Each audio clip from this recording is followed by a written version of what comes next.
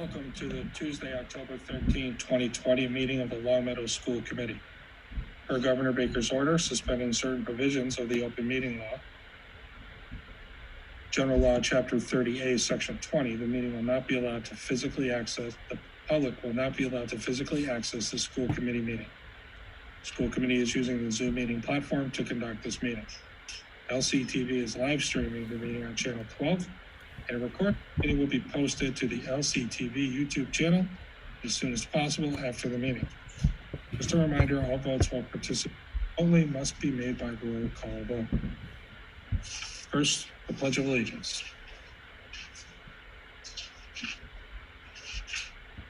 Pledge allegiance to the flag of the United States of America, and to the republic which stands, one nation, under God, indivisible, liberty and justice for all.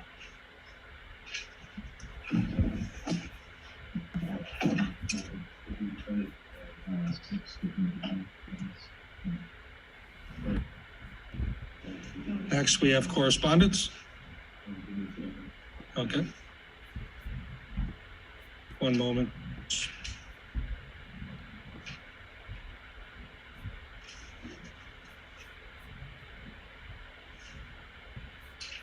All right, there we go. All right, sorry about that. Be there momentarily. All right, following correspondence was recorded. Several email letters regarding the hybrid learning model were received from Caitlin Follett on October 7th, Emily and Brian Kasparowski on October 7th, Elizabeth Scanlon on October 8th, Heather Goldstein on October 8th, Laura and James Gebhardt on October 7th. And as our chair often says, we received a lot of messages after the deadline for posting for this meeting. We read all of them, and they will be recorded on our correspondence for the next meeting. But again, those are the ones we received when this meeting was posted. Thank you, Ron. Thank you, Kevin. I was going to remind everyone of the same thing. I appreciate that. It was in some of the emails we got wondering about that, so thank you for clearing that up.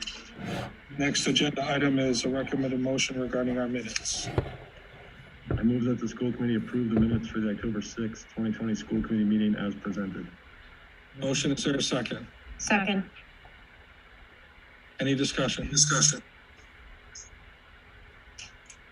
Seeing none, we'll call for a roll call vote. Susie? Yes. Gianna? Yes. Jamie? Yes. Nicole? Yes. Kevin? Yes. Bronwyn? Yes. Yes, for me as well. Next up, we have visitor comments. As always, when we are working remotely, I just want to skim through the page to see if anyone would like to make themselves known and make any comments this evening. You would have to just unlock yourself. Laura Gebhardt? Yeah, hi, how you doing? Good, thank you. Go ahead. Okay, so my name is Laura Gebhardt and I live at 8 Canterbury Lane. Good evening. Tonight I'm speaking as the parent of 3 children in Long Meadow Public Schools. I have one each in the elementary school, middle school, and also at Long Meadow High School. I just asked that a hard copy of my comments be included in the committee's public correspondence. So first off, I just want to offer my sincere thanks to the school committee for the countless hours of hard work you've devoted to our community during these extraordinary times. I know this is not what all of you signed up for this particular part, and we really appreciate it. I also want to express my sincere thanks to the administration, the teachers and the staff. We know you're working incredibly hard under challenging circumstances. You're really, truly the heroes here, and I know I speak for the parents of a lot of people in Long Meadow, most of them. Everybody say thank you for all that you do. So the school committee members, as I understand it, are elected by the people, for the people, and you have the ultimate authority to oversee all matters related to the public schools. Now more than ever, I'm asking the committee to be strong leaders and to be the bridge that brings all the stakeholders together. I'm also asking for transparent communication and extra measures to facilitate the collaboration between stakeholders. These issues before you tonight don't just affect our school community, they impact our entire town's ability to responsibly contain the transmission of COVID for all the citizens of Long Meadow, young and old. The school committee and the administration requested feedback from parents about the new proposed plan, so I would like to share my thoughts. When considering the new proposal for the schools, the health and safety must be the ultimate guiding factor. Ultimately, this new plan represents too many factors for me that significantly increase the risk of exposure, and we haven't even reached the flu season. When the current hybrid model was introduced at the August 4th school committee meeting, it was explained to the community that in addition to reducing the number of students in school, the separation of cohorts was designed to reduce the incidences of transmission between the two cohorts. Additionally, it was explained to the committee that the fully remote day on Wednesday would allow for deep cleaning of the school buildings between the cohorts. Under the new proposal, the possibility of exposure is greatly increased. First, both cohorts will occupy the buildings on the same days. This factor alone greatly increases the risk of cross-contaminations between students and staff. Second, the new proposal puts teachers and staff at more risk both for getting the virus as well as transmitting the virus, since they're interacting with both cohorts every day. Third, 70 minutes between the dismissal and arrival of a new cohort is not a reasonable amount of time to clean an entire school building and disinfect it. What makes this proposal even more confusing to me as a Glenbrook parent is a recent school cancellation. We received a phone call from the superintendent on Thursday, October 8th, that in-person learning was canceled because the power went out at 5:30 p.m. the previous evening, which was a Wednesday, and cleaning had not been completed at that point. So if having an entire day to clean the building was not enough time, I just don't see how 70 minutes would be sufficient. If a thorough cleaning can be accomplished in 70 minutes, then why are Wednesdays a fully remote learning day district-wide? None of this makes sense. The new plan also significantly reduces instructional time. The 70-minute gap in the middle of the school day creates a total loss of 320 minutes over the course of each 2-week period. Even adding back in the alternating in-person Wednesday block, which is 155 minutes every 2 weeks, doesn't compensate for this loss of instructional time due to the transition between cohorts. The new plan also markedly increases the rate of transitions, disruptions, and interruptions and chaos in the school day. Learning and teaching is most effective when these factors are reduced, not increased. Our children need consistency now more than ever for meaningful academic learning to occur. I appreciate that this, in fact, committee recognized the disruptions and safety risk inherent in this half-day split between in-person and remote when it was discussed during the August 4th meeting. The minutes from this meeting read as follows, and this is a quote: "The administrative team looked at this, but thought there would be too many starts and stops. The district would also not have the time to clean in between the AM and PM cohorts." That's unquote. So this new plan was also presented by the administrative team. So I'm just curious as to what has changed to allay these previously stated concerns. You already discussed the tremendous disruption this new schedule will cause for families during your meeting last week on October 8th, which is a major detrimental factor in this proposal. So at this point, I will just note that adjusting schedules is more than, quote, a temporary inconvenience, as it was referred to last week, for families, many of whom have planned entire work schedules around the original hybrid structure. It was deeply concerning to hear that the superintendent stated during October 8th meeting that the current hybrid model is unsustainable for the K-5 teachers. What's this statement based on? Is the committee getting feedback from the teachers? Were the teachers consulted when the original plan was put into place? This statement was made after only 13 days of the hybrid model, and already it was deemed unsustainable. So to me, this indicates that the first plan was not properly vetted, and I have serious concerns about the extent to which teachers and staff voices were heard in the original plan, and now with this current proposal. So I respectfully request that the results of both the first and second rounds of the parent survey will be shared during the meeting tonight. We have a right to know what the original consensus was from parents from last week's survey, and the data and feedback you are using for your discussion and ultimate vote on this proposal. The results of the survey should be easily accessible to the community and not buried as they were at the October 8th meeting. So, to help things out, I have a proposal, and that proposal is that within each grade level at each elementary school, we designate teachers as either remote only or in-person only. So under this model, the remote only teacher or teachers would always be teaching cohort C, and whichever cohort A or B was remote on that particular day. The other grade level teachers within the school would teach the in-person cohort for that day. There are many benefits to this plan. It keeps students grouped with peers they know and teachers they are familiar with, even if it will require them to have a more of a team teacher approach between the remote teacher and the in-person teacher. However, since grade level teachers within each school already collaborate closely, the curriculum between the remote teachers and the in-person teachers could be closely aligned. This proposal would eliminate the need for teachers to divide their attention between in-person and remote learning, while also preserving the current cohort schedules, and most importantly, maintain the current health and safety standards by separating the cohorts and keeping them separated. Furthermore, this proposal could be implemented more quickly than the half-day proposal, which would require a period of anxious scrambling for many families in town to figure out the childcare logistics. Rather than drive more families who want in-person learning into a fully remote situation due to necessity, this proposal would allow families currently in cohort A and B to maintain in-person learning. I urge you not to adopt the plan before you tonight, the half-day plan, and instead consider other options, including my proposal, or think outside the box for a way to make the current plan sustainable for all. Thank you for your time. Thank you. Is there any other visitor interested in speaking this evening? I'm going to click through the screens again. Sure. Yes. Lori Levitt? Please go ahead. My name is Lori Wheeler. I am a parent. Oh, sorry. Sorry, I live at 453 Inverness Lane, and I am the parent to a second grader at Wool Swamp, as well as a sixth grader at Glenbrook. To start, I'd like to share my impression of the school committee meeting on October 8th. I found many of aspects of it insulting. While I was the first to point out that the survey was rushed and confusing, approximately 750 parents completed this survey with very short notice. When asked about the survey results, they were not shared. I hope that tonight's meeting is more transparent and that the results of both surveys are shared. Additionally, I was very disappointed that a doctor presenting on behalf of the administration stated, "This is not about parents, they can adjust." In my opinion, the decision should include families, and families should matter. I had faith in our district when the initial reopening plan focused on synchronous learning and a full day of disinfecting between cohorts. As a parent, I believed our administration that this plan was the best and the safest for our children. We planned our entire schedule around it, which was no easy task. Now, after only 13 days, the administration wants to throw in the towel on both of these propositions. All of a sudden, synchronous learning is no longer needed, nor is a full day to disinfect between the cohorts. I see many, many problems with this plan, which I emailed to the school committee, but I will speak only as to a few of these.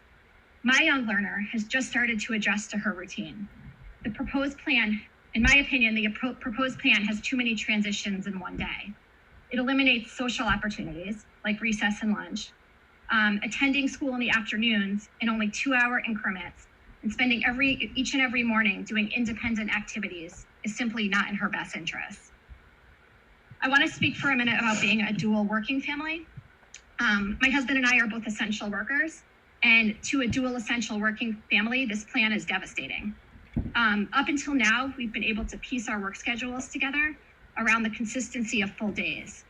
This plan would put our two children on different schedules, and it would wreak havoc on all 5 days of the week.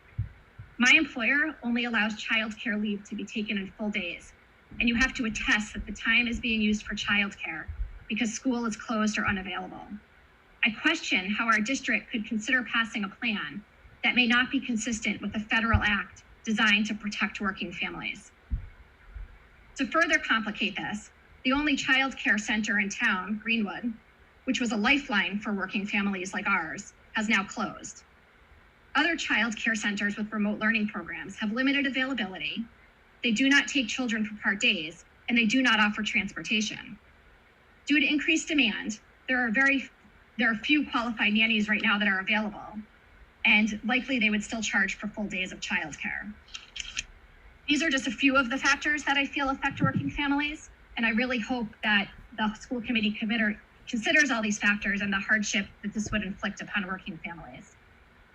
I recognize that these are unprecedented times and there is no easy answer, but just in a few short days, our district has created division between teachers versus parents, working parents versus non-working parents, and cohort A versus cohort B. This division is not productive for anyone, especially not for our children. I agree that teachers need more support, but this proposal replaces a plan that is unsustainable for teachers with a plan that is unsustainable for families. It is not solving the problem, it is just shifting it.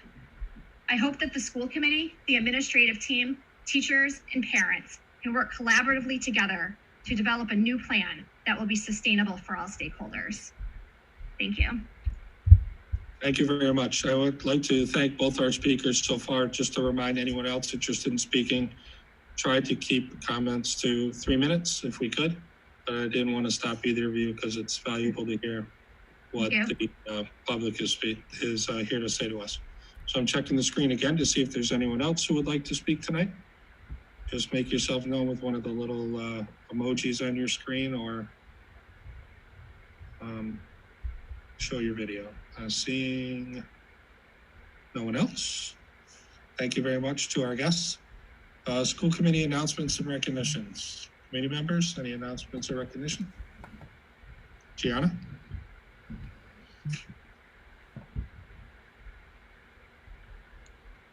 Just wanted to congratulate Riley Harrington of the girls field hockey team for being selected athlete of the week last week, and to congratulate Brad Macchio of the boys soccer team for being nominated athlete of the week this week, and to all of the athletes who are doing outstanding efforts on and off the field. Thank you, well said, that's great. And for those watching, we have another athlete up for athlete of the week this week. I don't know if voting is done. Brad Macchio of the boys soccer team, so get online and vote. Hopefully Mass Live won't charge you a subscription to do that. Anybody else with a Brown? I gotta remember to look at you because you're remote. Anybody else with a recognition or announcement?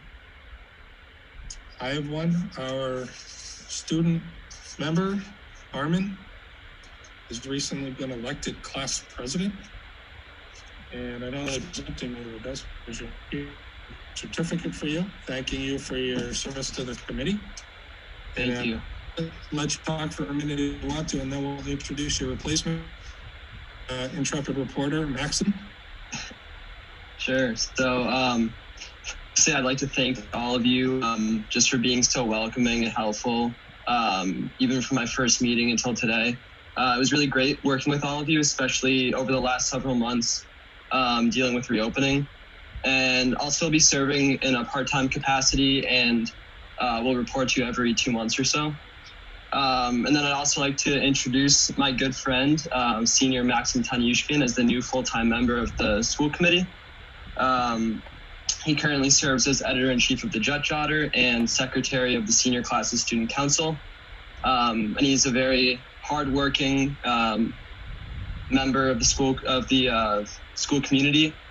I know he's going to be a great student representative, and he's going to work hard to improve the school community. And I wish him the best of luck in this position. Thank you very much, Carmen. Maxim, welcome aboard. Our next item of business is the instructional model update from the superintendent.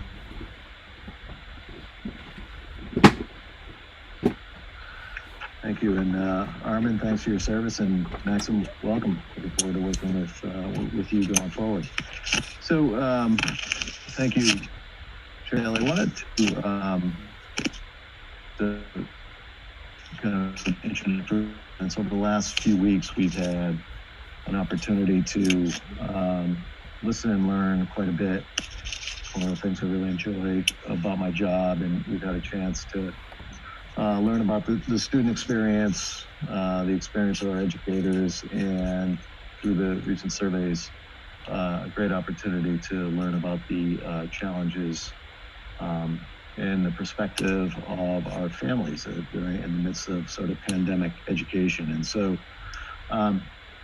it's been a rewarding experience. I think we've had an opportunity to really work openly with our educators and to engage parents in a couple of opportunities to provide us with some feedback and a really robust discussion at the last school committee meeting. And so knowing that we are sort of at a crossroads, I wanted to, if I could, just share a single slide with the committee and the community.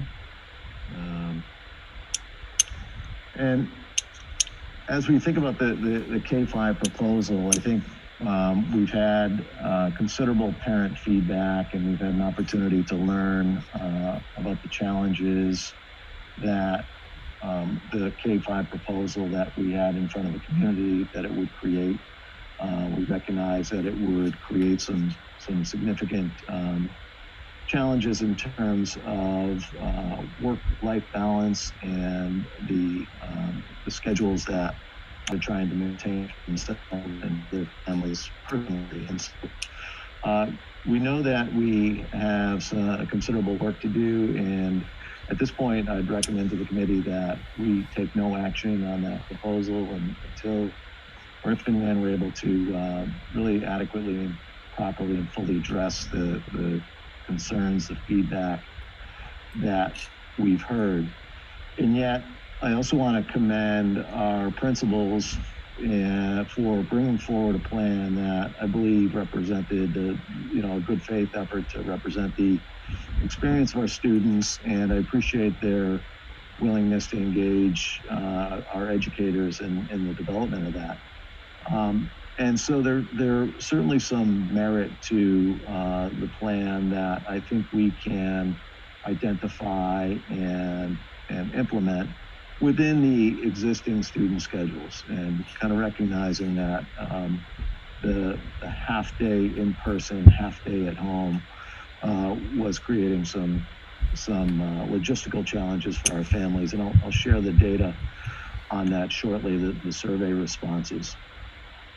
But I think what we learned through this process and through the feedback that we received from our educators and from our parents, that the merits to the plan and from our parents and even our students, that we all need a sort of a more effective balance between synchronous and asynchronous learning and instruction.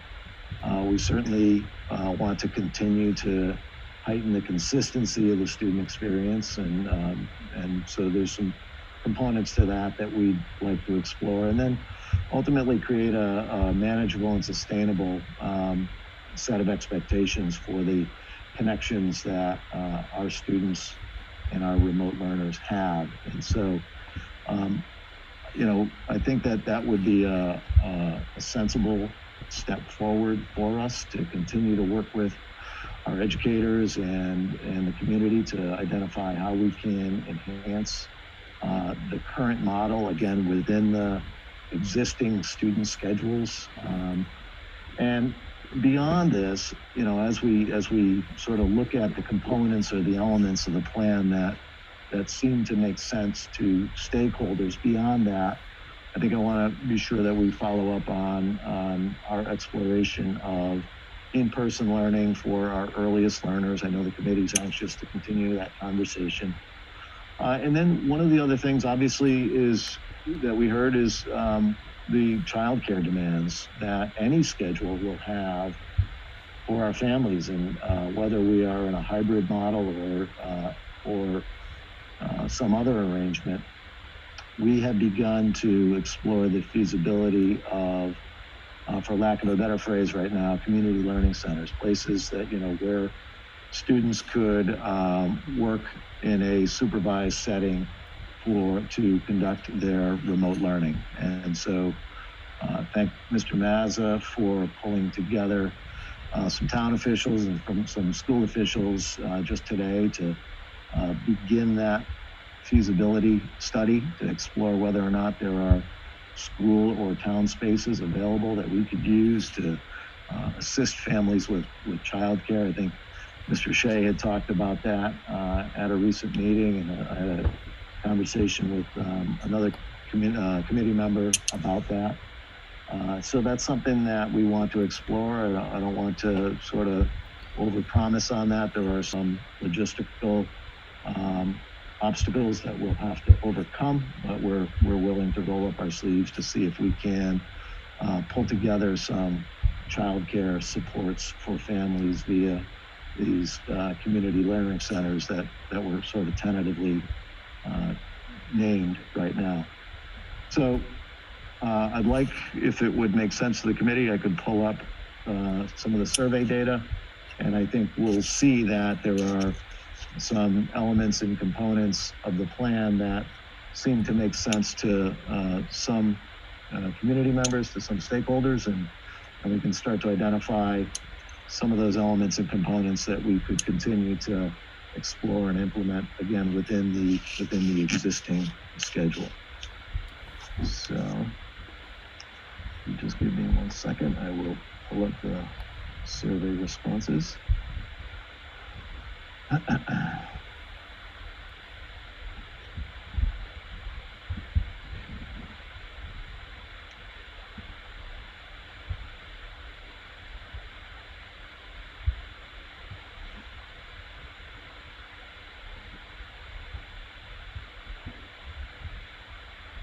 I want to thank the parents and caregivers that responded to the survey, and we have provided an opportunity for open-ended responses, and I've given the committee a copy of the responses in a recent email. So tonight we'll take a peek at the hardcore, at the more quantitative responses that we received. So we had a good response across all grades. You'll notice that we had over 700 responses, which kind of matches up with the number of households among our K-5 families. We had good representation at all of our schools, Blueberry, Center, and Wolf Swamp. And so we'll take the questions one by one, and feel free to stop me or ask questions or make any comments that you might want to. The proposed model will be more effective instructionally and educationally than the current model. So you'll see that it was sort of evenly split almost between the number that strongly felt that it would be more effective and those who were not convinced that it would be more effective for their families and for their children. So we respect that and acknowledge that. But it does suggest that there were some merits to the model that we ought to continue to explore and talk to families and talk to educators about. This was the question that I think was the sort of most revealing, most important, and most reflective of the open-ended comments that we received. The proposed model is more manageable than the current model for our family in terms of daily childcare and supervision. So you'll see that the percentage of families that strongly disagreed or disagreed was significantly higher than those that agreed or strongly agreed. Roughly, I think it was around close to 60% of families reported that it would be less manageable.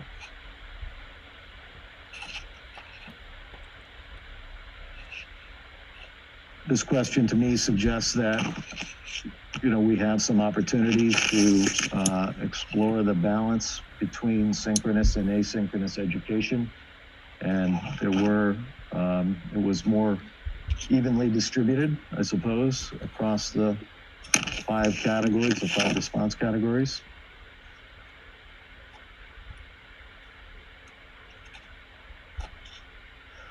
Again, here too, screen time. We had about 58% of parents that were in the strongly agree or agree category, but a few who neither agreed nor disagreed.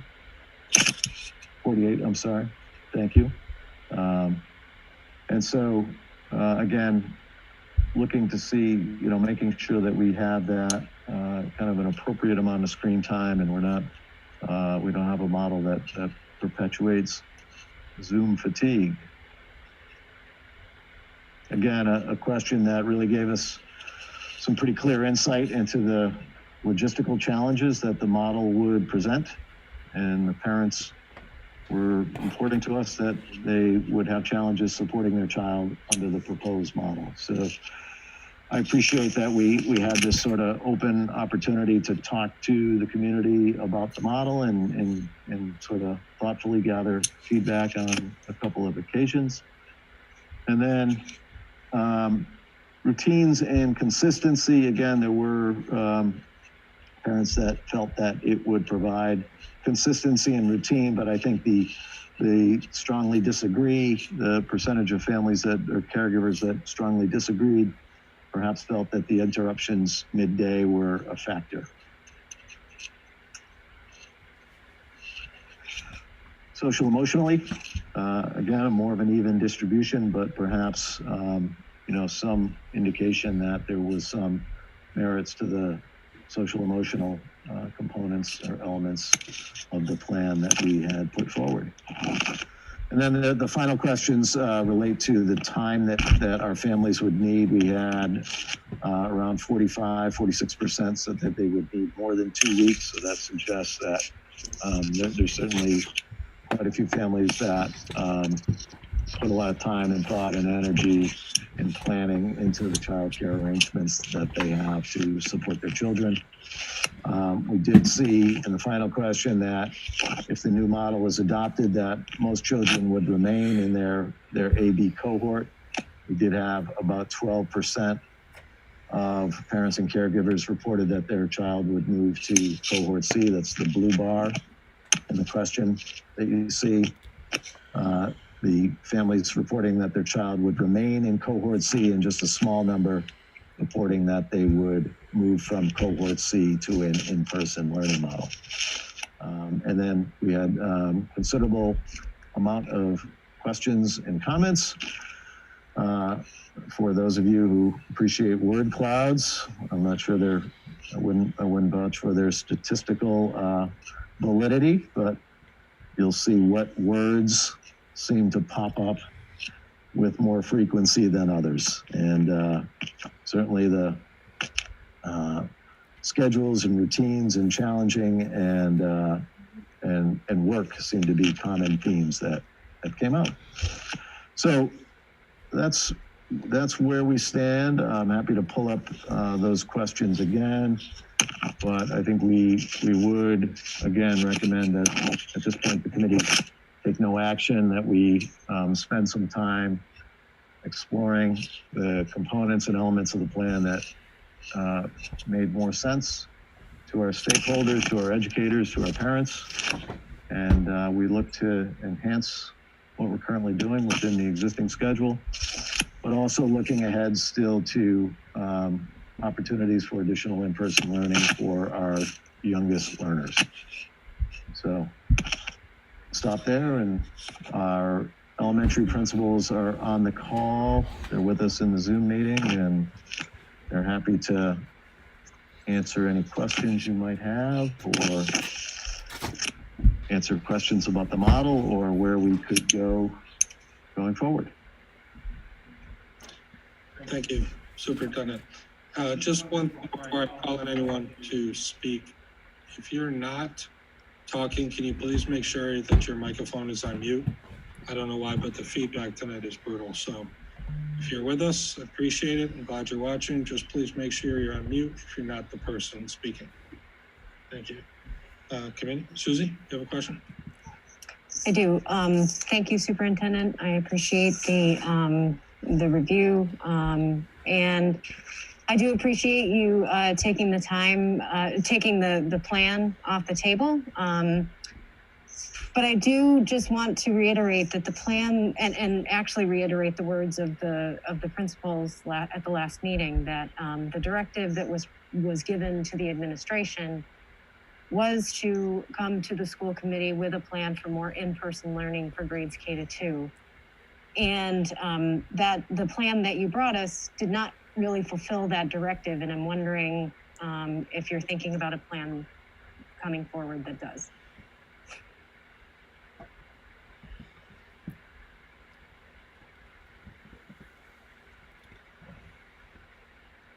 Looking for the committee for some signals on when they would like that plan proposed or implemented tonight. But I think as we were planning the K-5 proposal, that was part of our ongoing exploration as well. I shared with you the cohort sizes in our elementary schools. It was on your desk when you came in. It's the same one that was at your meeting last week, so that the numbers may have shifted slightly from what you see there, but you'll see the numbers and how it sort of reflects the opportunities that we have to bring our youngest learners in for in-person learning. Our K classrooms are the smallest. One is slightly behind, and then two is or slightly larger, and then one is slightly larger, and then two is slightly larger than that. So I think the question for us, for the committee, I think our elementary principals have some thoughts on what might be needed or required to bring our youngest learners in. I think we would need to secure alternative spaces in the building, perhaps, and if at all possible, reallocate or reassign staff or perhaps hire staff to maintain the small cohort sizes that would make this all work safer and more effectively for kids.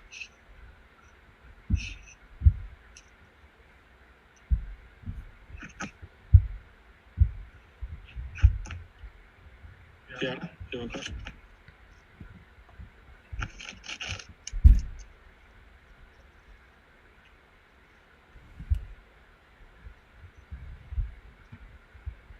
Thank you, Superintendent, for the overview, and to all of the parents and caregivers and guardians for the detailed and informative and creative, just significant suggestions and ideas and questions and considerations, and to the administrators.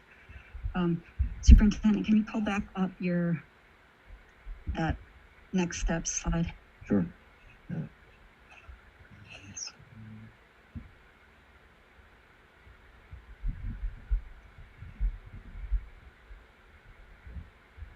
So I'm just wondering, I've had a couple of, in addition to reading all the emails and open responses, some conversations with parents of elementary students. And I, of course, have high schoolers. And so in that conversation, we just kind of started talking about how high schoolers have the opportunity for sports, which are in person, and possibly some extracurriculars and enrichment that are in person. So if possible, under the next steps, if we could maybe add a bullet that would be explore possible voluntary in-person enrichment activities for the elementary kids. So that way parents could continue to choose if they wanted their student to participate. And it would kind of help meet those social emotional pieces that people would like to see with either model moving forward.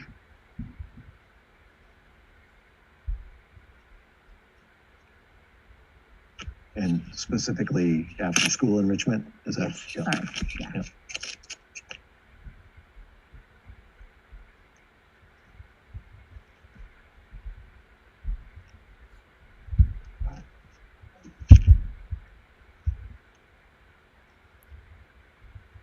Sorry about that. I was talking and I wasn't on. You couldn't hear me, apologies.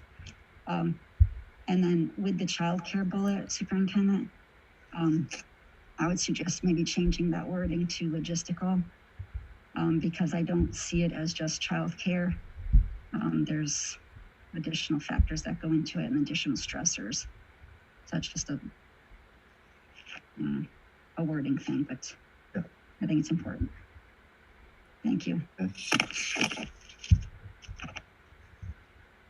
So, if I could ask a question about the budgeting. We did get emails from people wondering about how money gets allocated to schools and whether or not, as we move through the year, we see issues pop up. How can we or can we not address those issues with money that has already been budgeted in certain places?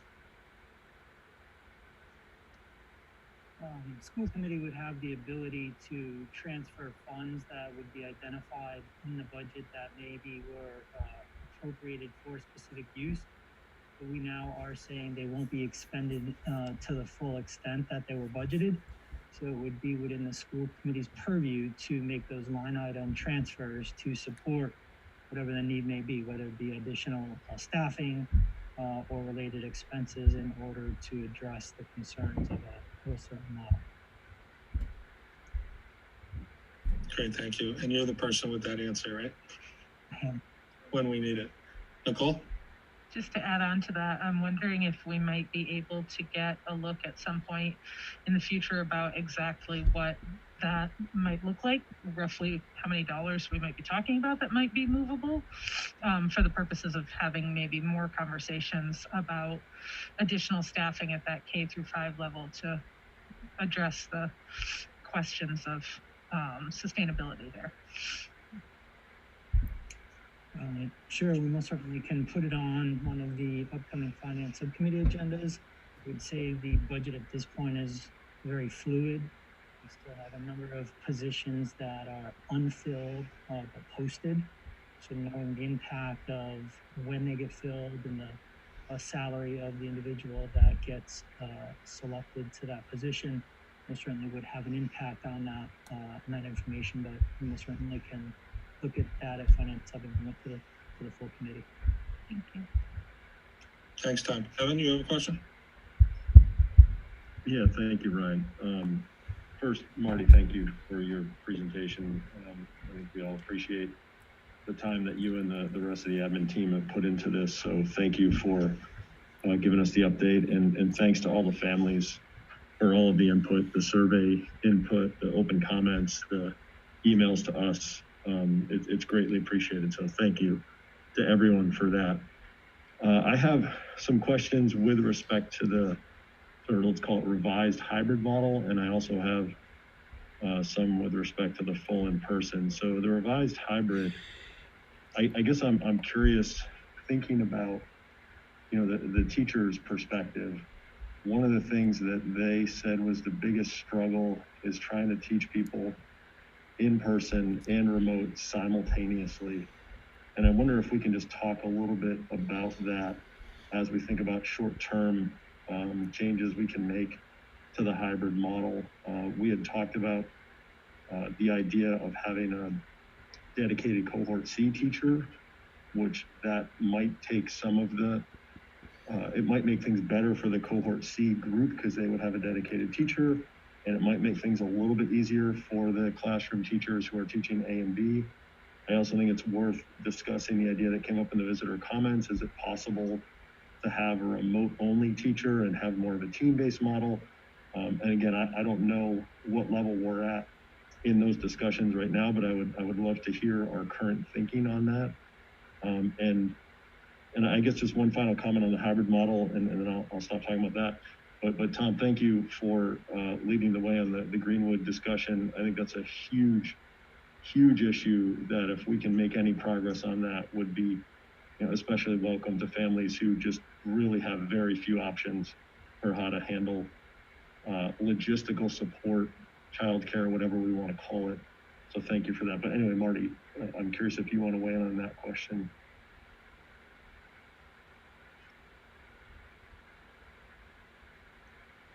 So you'll recall in the proposal, we had talked about providing remote learners with a more consistent experience by assigning them, the students in cohort C, a dedicated teacher, which we think would provide for an even experience for those cohort C students, and would also allow them to establish their own sort of classroom community, sort of uninterrupted by the teacher who's also working with students in person. So that is something that we still would like to explore. I think but also maybe more generally, and as you said, one of our guests said it during public comment.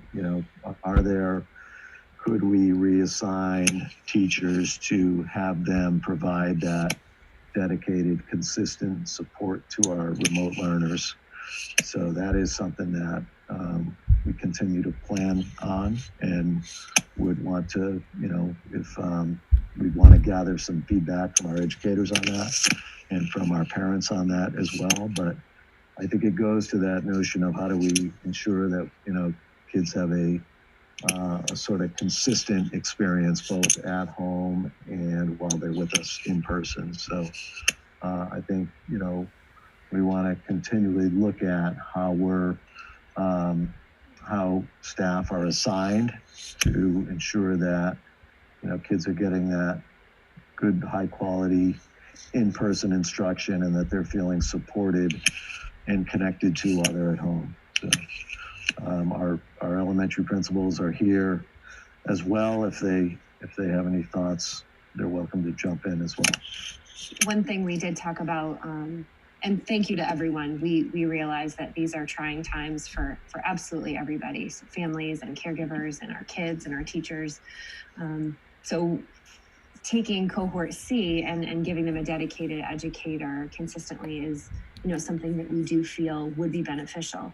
What that continues to present for our staff as a concern is that they're still having to simultaneously teach kids in front of them while kids at home. So although there are some benefits to a designated cohort C teacher, we're not truly addressing that synchronous and in-person kind of struggle that we're having, or that the kids are having and that the teachers are having.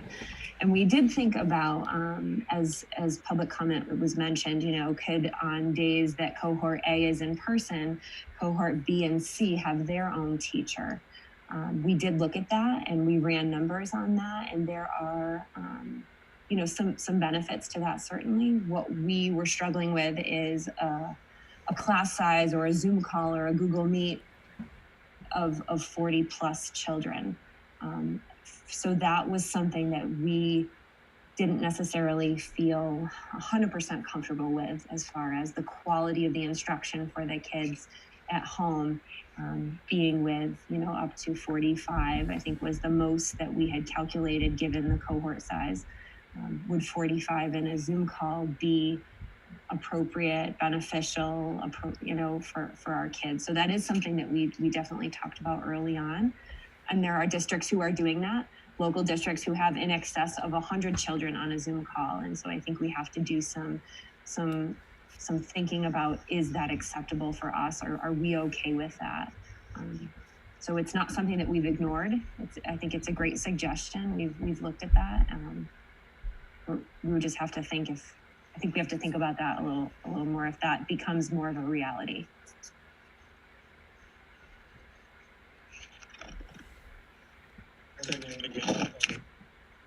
It's definitely important for people to recognize that we want to have a quality education for the cohort C, and adding all the A and B kids to that group would definitely be a burden. So I'm glad you guys had looked at that. Susie?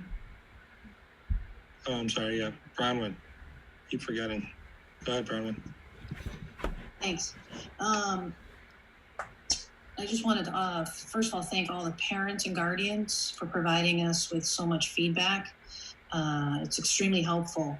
And whether you were in support of the plan or not in support of the plan, it's just very good to hear from you, so we know exactly where the parents stand. And I would just encourage you to continue communicating with us as frequently as you would like to, so that we know exactly where you're coming from. I just wanted to know, Dr. O'Shea had two things under next steps. I feel like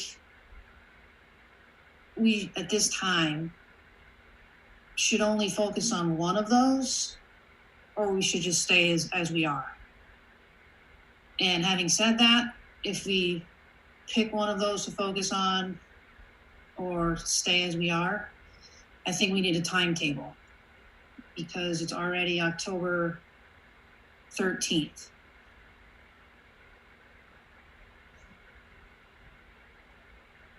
So what are you suggesting, Brian? Do you have one you want to work on? Do you have a date in mind?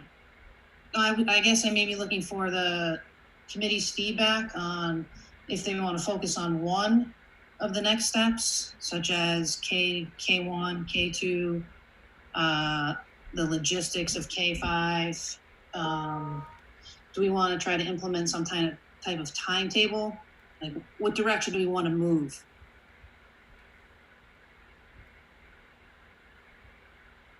Thoughts, Nicole? I'm wondering if maybe any of our elementary admin can speak to ways that we might be able to support families and staff in the current model that we have. We've received a lot of feedback from parents in the weeks prior to this plan that children were struggling with their days when they're at home, that it's difficult to support them at home. We've also heard feedback from teachers that it's difficult to, understandably, be in literally two places at once, supporting the students who are at home on the screen and also the ones who are in the room physically. And I'm wondering if you guys could speak to some things you think might be of help with that plan. In particular, I'm wondering about, so for instance, at the kindergarten level, all of our classrooms, of course, have teaching assistants who are available.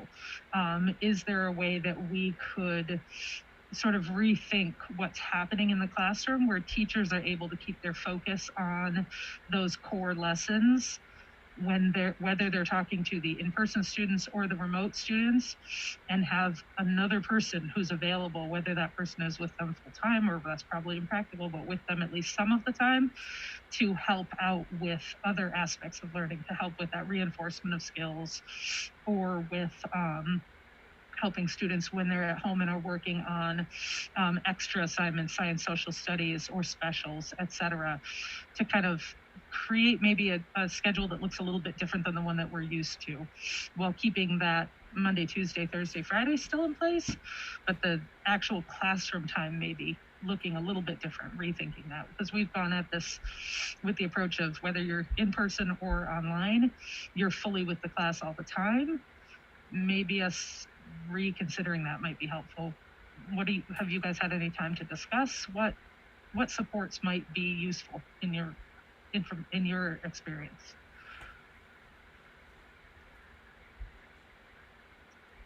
I think with my initial thoughts, just with regard to kindergarten, well, we've thought about this as well. Part of the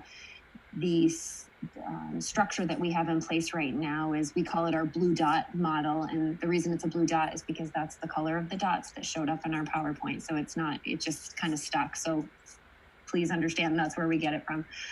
So we do have staff at each grade level who support children in a few different ways that the teachers have deemed appropriate for their content area, for their grade level. So the blue dot, so that support staff person, we've taken our intervention team and repurposed them. We've given them new assignments. So for example, our literacy coach, I'm actually going to use a different example. Our reading specialist is working at Blueberry first grade students. And so she is providing some of that support in person. And so the teacher can then connect more exclusively and explicitly with the kids at home. And so we do have a structure in place that allows for some of that, Nicole, but certainly not enough where it would be full-time in the classroom at the same time. I think that might be a big financial investment on the part of the district. But we have really tried to carefully support the kids and the teachers with those additional staff, one at each grade level. And some of those staff are working remotely, if that is an accommodation that they need, or they are in person with the kids. We can certainly explore looking at that even more efficiently, if you will. I do think the teachers have done an amazing job with scheduling those staff members at each grade level. Kindergarten doesn't have a blue dot teacher because of the dual staffing in each classroom. I will say that the kindergarten assistants are monitoring the kids at home while the classroom teacher is in front of them, so that the structure is there, and it is still, it's a challenge, but definitely it helps to have another set of hands in the room. I don't know if I completely answered your question, but just so you know, there is some of that structure happening. Just to add to what Amy was saying, we're talking about the possibility of a dedicated cohort C teacher, but I want to repeat the size. If it were to be an AC or a BC, the size of that class isn't going to solve the challenges of taking away some of the synchronous teaching. So if we want to work within this hybrid model, we would almost need 2 dedicated teachers. You would need a dedicated teacher for cohort C and a dedicated teacher for A when they're home and B when they're home. So that, because remember when we talked at our presentation, at the forefront of all of our plans is the optimal learning experience for whatever model we're in under the constraints that we're dealing with. And it wouldn't be optimal to just have one teacher with 35 to 40 students synchronously. I mean, the teachers are struggling as it is with the in-person in front of them, and then that, 12, 13 at home. It's very challenging. So if we're going to work within the model we have, ideally it would be 2 teachers to do that synchronous teaching. Thank you. I just wanted to also say I was actually trying to work towards what Bronwyn's saying. Thank you for that to both of you. I really appreciate you clarifying. More information as you get it would be awesome.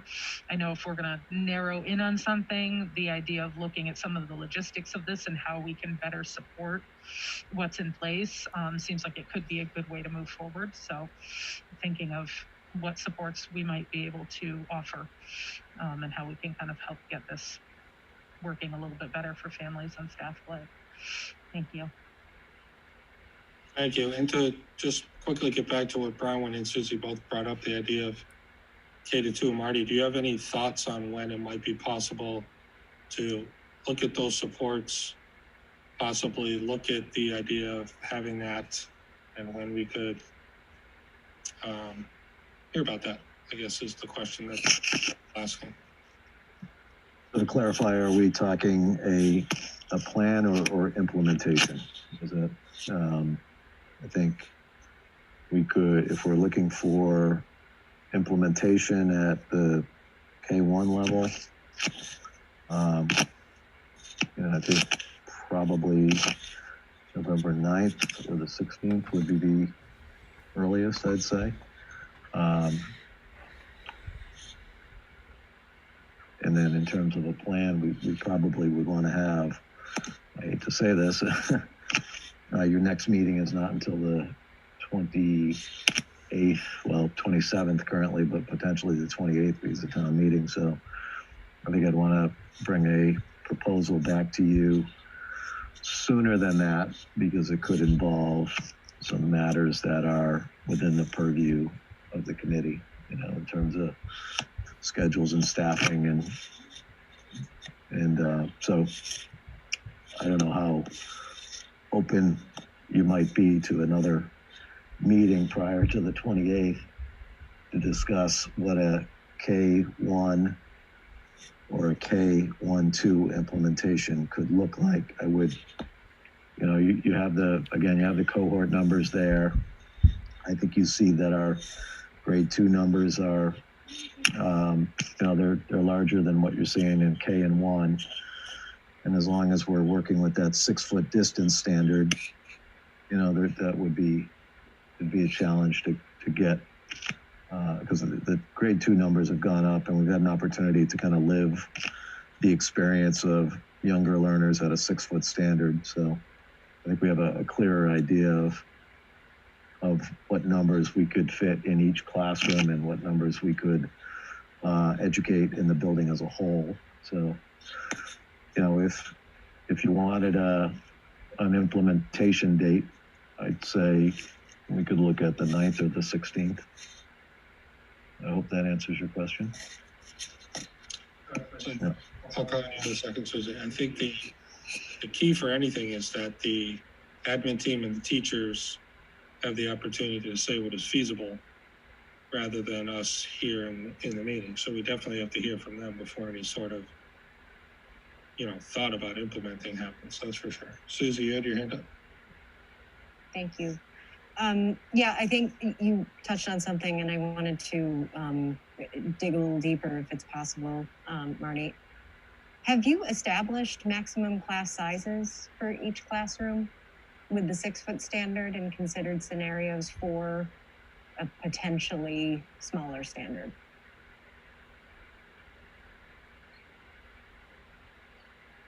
just asking if you've looked at those scenarios. And again, we left the last meeting with the understanding that we'd go back and do a little bit of research. And I don't know what your research came up with, but as you know, I have many colleagues in Connecticut. Connecticut is a little further ahead of Massachusetts in getting more kids back in school.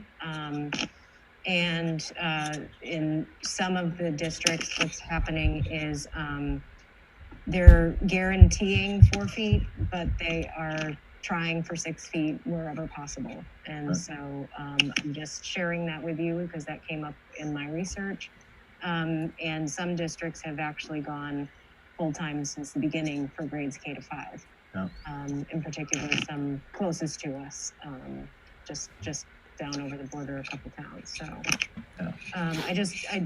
and in some districts, I was notified by a community member that in a district in Massachusetts, the district has actually established a maximum class size that, you know, this is how many kids we can take in each class. And then if they can't fit others, they go to cohort C, or somehow it just shakes out that the students go to the remote learning if they so choose. And I don't know if there's been any other research done to find out any other scenarios. Yeah, our working assumption, our planning assumption is always rested on the 6-foot standard. And that still remains the CDC standard. And DESE had come out with a standard that said that, you know, 3 feet would be permissible, but you should aim for 6 feet. That, in the view of districts across Massachusetts, that wasn't consistent with the CDC 6-foot standard. I think Connecticut has gone below that 6-foot standard. I think if we were, when I last asked the executive director of the Superintendent's Association if he was aware of any districts that had brought students back on a less than 6-foot standard, he told me that he was unaware of any that had done that, and he's pretty in tune with how districts are handling reopening. So 6 foot still seems to be the standard. I think if we wanted to have an in-person plan based on a less than 6 foot standard, I think I definitely would want to really re-engage in a really purposeful way, in one room, at one time, in one place, school committee, our association, local health officials, and just have that conversation. I think 6 foot still seems to be the standard. In terms of the numbers, the numbers in our classrooms, it varies. Center has irregular sized rooms. There's not sort of a standard pattern. Wolf Swamp and Blueberry mirror one another. I think generally you're talking about 15 would be pushing it. If we went beyond that, we would grab alternative spaces, library, cafeteria, gymnasium, and once you start grabbing those other spaces, then obviously that has some operational implications. If we took the cafeteria, for example, as a learning space, that would mean students would eat in the classroom, which some districts are doing and would be manageable. We could do that, but that's the type of sort of domino effects that we would have to consider. So. I want to make it clear that I am not necessarily suggesting the lower standard. I'm just sharing with you the feedback that I received from colleagues in Connecticut. Thank you.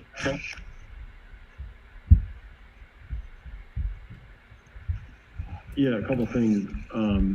Just first, I do want to acknowledge the fact that we're not taking action on the proposal doesn't mean that the problems that led to the proposal are going away. And so I think we need to just acknowledge that. The feedback we've gotten from the teachers and the feedback we've gotten from parents, like that is not going away. So we need to be aware of that. And again, I know there are no easy solutions, and that's why the principals brought forward the proposal they had. So I think we have a challenge ahead of us as a community to try to make things better especially for our youngest learners and our special education kids. Again, I don't think any of us have a solution, but we need to keep working on it. That getting to follow up on Susie's point and what we were just talking about, I really want us to learn all we can from districts who are ahead of us. And I think we need to know what's going on in places like Southwick, where I don't know exactly whether it's K-2, K-4, but I've heard various things, but I think that Southwick has all of their kids back, whether it's K-2. Does somebody know what K-2, K-4? K-4. So K-4 in Southwick, all of their kids are back. How did they do it? I'm not sure how they did it, but it would be really important for us to know how they did it, because I think they're keeping everybody at a 6-foot distance and have all their kids back. And if that's because they're getting help from the state, or they're using spaces that, you know, are libraries or gyms or whatever it is, we should learn from them. I think the state is pushing really hard to get kids back in as much as possible. Will the state help us out here? Again, maybe with financial stuff, with logistical stuff, I have no idea. But I think if we're talking about this stuff, we should engage the Department of Education and see if they're willing to partner with us to try to figure out how to get kids back. I also want to just follow up on Susie's point about learning from Connecticut districts. If Connecticut districts have more kids back in school and it's going well, we should learn from them. We may decide that's too aggressive for us. I don't know. But we need to learn from them if they're doing sorts of things that we might be thinking about. And I also think it could be really interesting and important to have a survey at some point when we have more information to figure out how many of our families would be interested in doing something, you know, if we're interested in what Susie just said. Maybe we say we're going to do somewhere between 4 and 6 feet. How many of our families would actually send their kids back if that was the case? I don't think we have an idea. We'd have to do a survey. So I think there's a lot of work that we have to do. Getting to Bronwyn's question about what should we focus on, I really like the idea of trying to figure out a way to get the K-2 kids back in person, all of them. And if we can figure out a way to do that, maybe that's our first step. And then going 3 to 5 could be our second step. I don't know. I do think it's important to recognize that when all this started, when the shading of communities came out, the state said that if you're unshaded, gray, or whatever you want to call our color, that you should be working to get all the kids back as best you can. And I think that's what we're trying to do. And if we continue to have great numbers in our community, I think this is the right thing for us to do. So anyway, I know that's a lot, Marty, but anyway, those are my thoughts. I think the sentiment is that we need another meeting for next week. If Marty can, yes, Jamie? Sure. Because I don't quite agree with that. I guess number one, I would thank the principal. I think the plan that you put forth was fantastic. It was definitely thinking outside the box and trying to take into account all the needs. And I think we've been about as upfront as you possibly could be. I think some people don't like having these conversations out in an open forum, and it's hard. And I get it. I mean, nobody likes to have dissent, and there's always going to be dissent in whatever we come up with. We're not going to make everybody happy. It's just not possible. So the only thing I would say is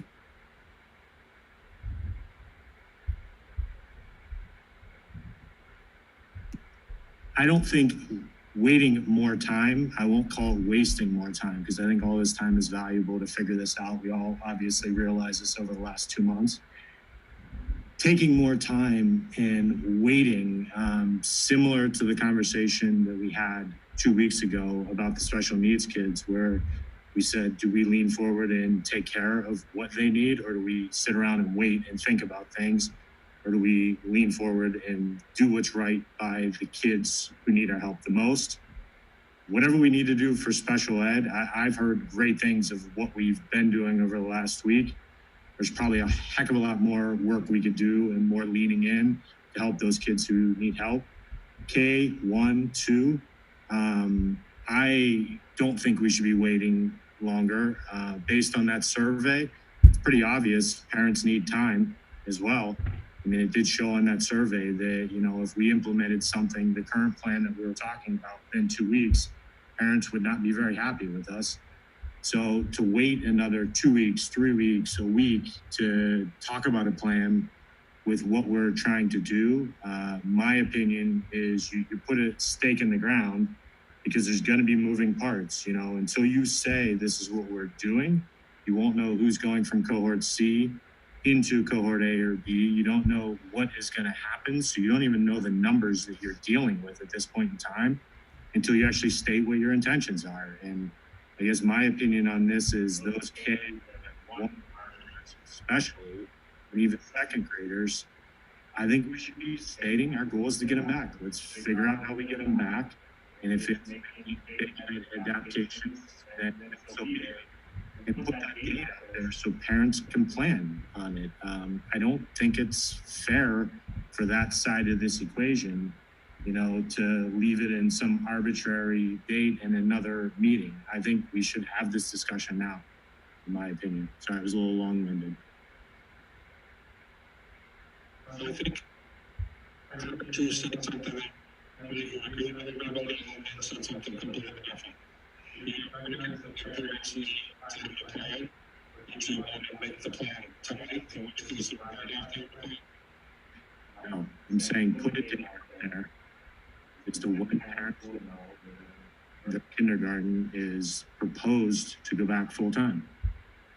Right, that's the part where I think you agreed with everybody, which is what Marty was saying. If they present to us next week, we could say with a plan for implementation of November 9th or whatever date the committee might suggest. Would that be enough time to A, plan, and B, the stake in the ground that you're talking about? I guess 11/9 seems far out to me. It's another month. In hindsight, you know, as you learn about these things and different things that I understand, I would have been pushing harder on the special ed in advance, because I think we could have done more, and I think we're doing a great job now. And we're all learning as we go through this. I'm just sitting here trying not to make that same mistake and go, are the kindergarten first graders, second graders, this is tough for them. I mean, to sit here and say it's not, you know, I think we would all be lying to ourselves. So I'm just saying, hey, if this is where we want to go as a committee, and attempt to stay within 6 feet parameter, but we want to get to full time in those age groups, you know, and say one of those age groups we're not able to do, or two of them we're not able to do whenever the plan comes back, so be it, and then we adapt. But to not put something out there, I just think I feel like I'm doing the same thing that happened with the special ed. I guess my opinion. I don't know what everybody else's is, but it just feels a little slower than what I think the K learners and the first grade learners and second grade learners deserve. Thank you for clarifying. Nicole? I wanted to first say that I agree with the idea of getting our special education students back with air of quickness. And I know that Ms. Fontaine and Dr. O'Shea have already been kind of looking at that and definitely encourage them to continue moving that forward. I don't know that that has to be something that we wait much longer on. I think that hopefully that's still an ongoing process, is my understanding of that, bringing students back as much as possible. And I see Dr. O'Shea nodding, so I think that's definitely already happening. And I encourage them to keep doing that. Regarding bringing our younger students back, I'd like to say that personally, I would very much like to see us stay at that 6 feet model. I think it's very important for us to continue moving forward with that. While we may see that our town continues to have really low numbers, we also see that numbers in Massachusetts and numbers in the Pioneer Valley are rising precipitously. A few weeks ago, we were seeing 200 to 250 new cases per day. And that was less than a month ago. And we're now seeing between 700 and 750 new cases a day. That is a huge increase. And I do not want to see us pushing forward anything that might bring any level of risk to our community. While we know maybe that younger students might be less prone to getting ill themselves, we also know that they are very good at spreading illness. And so anything, again, that keeps us moving forward in a sustainable way so that we do not risk pushing so hard that we then have to close completely is really important in my mind. And I'd like to see us hang on to that 6 feet for that reason. Thank you. Bronwyn. I agree with Nicole about the 6 feet. I think that's imperative right now. Also, Marty, I was just wondering, admin had initially proposed a K-2 plan in the summer for full-time, which at the time, it seemed like the committee wasn't ready to commit to full-time. But having heard from the parents and the teachers, and knowing that our numbers, at least in K-1, can keep us at 6 feet, I'm wondering if there's any part of that plan that can be salvaged so that we don't have to take as much time, in reference to what Jamie said. Maybe just going back to look at that plan and see what could be maybe adjusted, just so we can try and get at least K-1 back a little bit sooner. A month just seems like a long time, especially since, we've been talking about this, obviously, I think every meeting, and I know everyone's working really hard. I'm just wondering if the plan was already developed, is it possible to go back to that plan and put it together a little more quickly than restarting a new plan?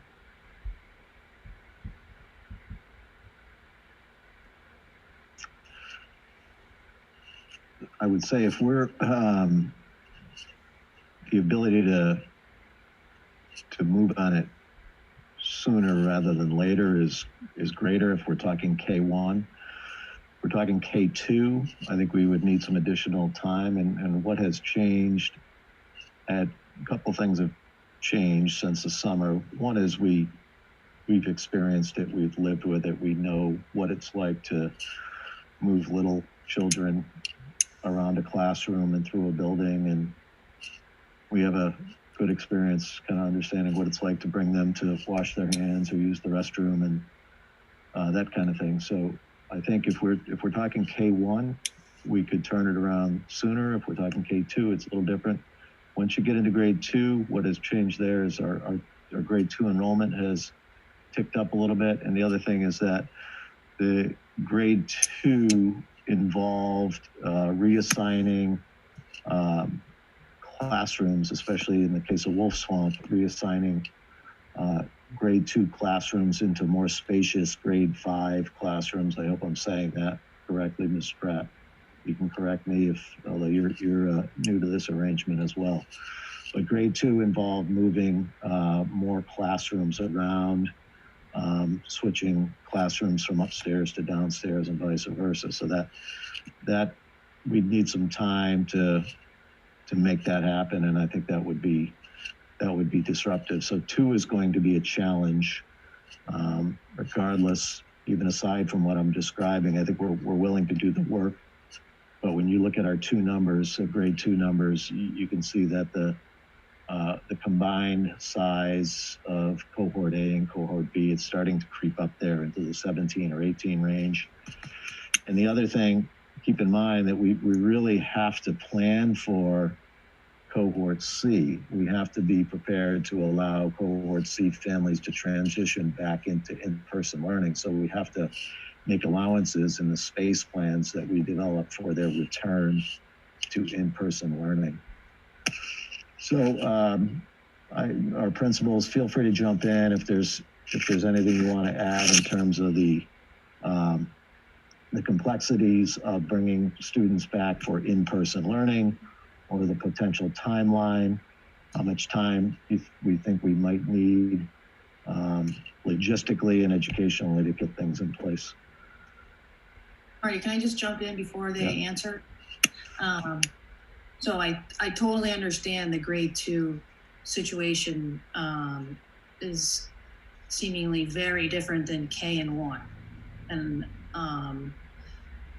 if K and 1, it's more feasible to get them back than it is for 2. I'm thinking maybe we could focus on letting K and 1 get back and not, I don't want the kindergarten and first grade students to have to wait while we're trying to plan for our second graders, where we don't even know if it's possible with the 6-foot distance, if it's possible to even get them back.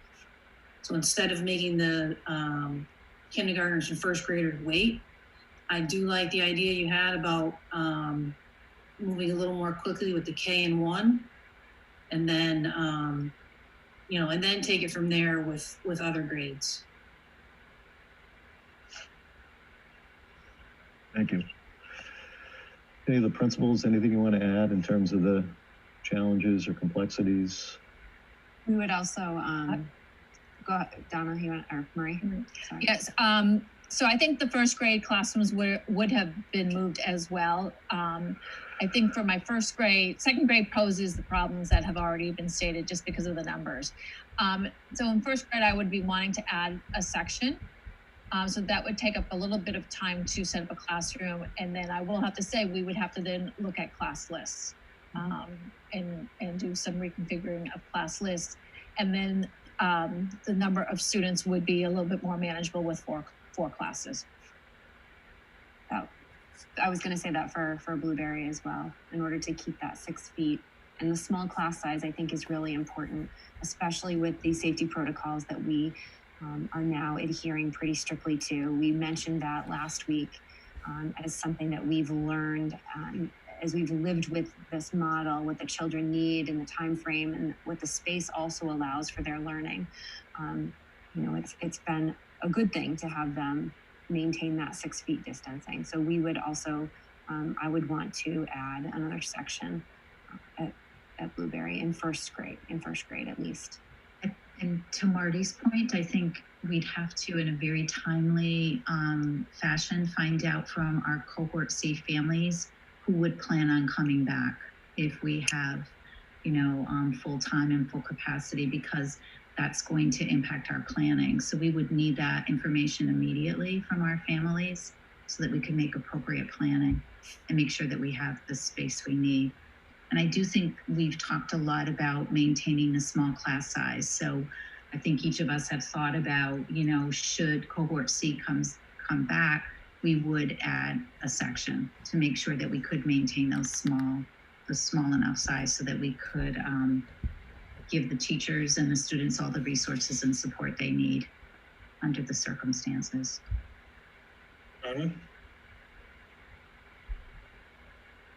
Okay, so I just want to make sure I understand it. So in order for even K and 1 to open now, we would need an additional section at each school for each first grade?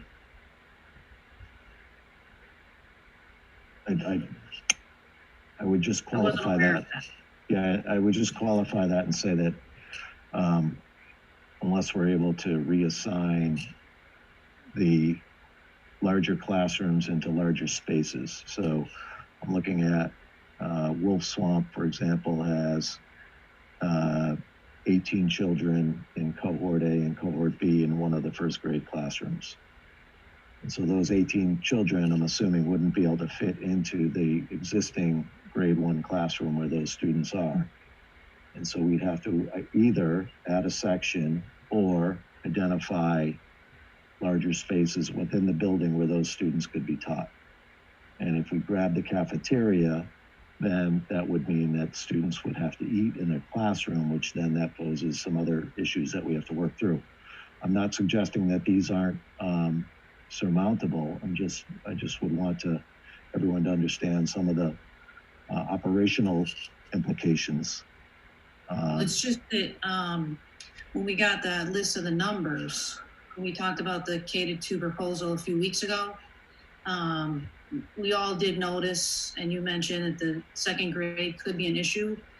I don't recall it ever being mentioned that K and 1 would be issues. I thought it was put out there that K and 1 were both in good spots at all 3 schools to get back. And if that wasn't the case, then we wouldn't have asked for that proposal. But I don't recall that being brought up. I think we're in good space. I think we're in a good place to bring them back. Bronwyn, I'd say that is still the case if we use some of the larger spaces within the building. Okay, great. It's really a matter of, and I think we're prepared to do that, but how many of those larger spaces we would have to employ and at which schools, that would be part of what we would want to describe to you at your meeting. And if you want, I mean, we could, it's ambitious, but if you wanted us to come back to you next week, we could do that.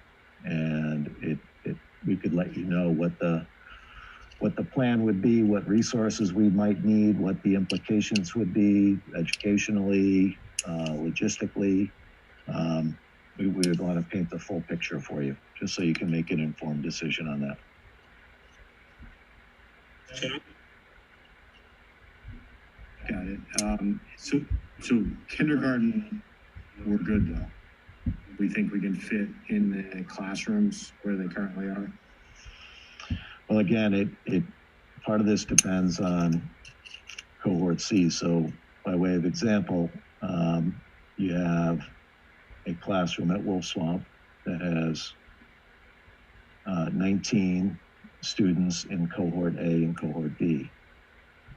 That's probably, I don't know what the footprint of that particular classroom is, but we'd have to look to see if that room would need to be moved, and what additional space we could take. But you also have to plan for cohort C.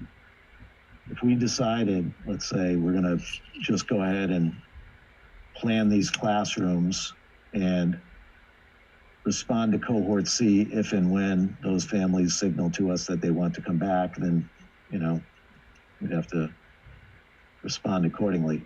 In some cases, there's only 1 or 2 students in cohort C. In some cases, there's as many as 5 that are in cohort C. So we would have to just be prepared to be respectful of the families that are in cohort C if they wanted to come back. Again, I think, in fairness,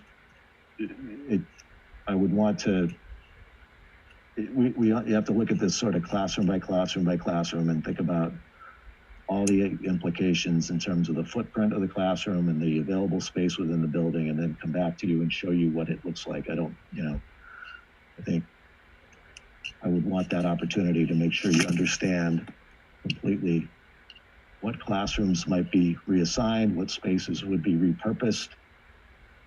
If there are any resource needs, we would want to put those in front of the committee. Mr. Mazza would do his magic, perhaps, to let us know if there are resources or supports available. So all of those things we would want to sort of package up and bring to you. I know we're eager to understand what the specifics are, but we want to make sure that we're representing it completely across all the classrooms for you. So. Thank you. Susie and then Nicole. Yes, Marty, I'm sorry, I'm confused. You keep referencing that Wolf Swamp has a class of 19 between cohort A and cohort B in kindergarten. Wolf Swamp. I'm not seeing that. I should have said first grade, I'm sorry. So Wolf Swamp. Okay. Yeah, Wolf Swamp K is in person. We, again, this is, it may have shifted since this was printed, but 13, 15, 14, and then you have 2, 1, and 1 in cohort C. So, okay. So my apologies, it's grade 1 at Wolf Swamp. And then my other question is, where I see the biggest issue is at Center, where we still have a vacancy in kindergarten. That has since been filled.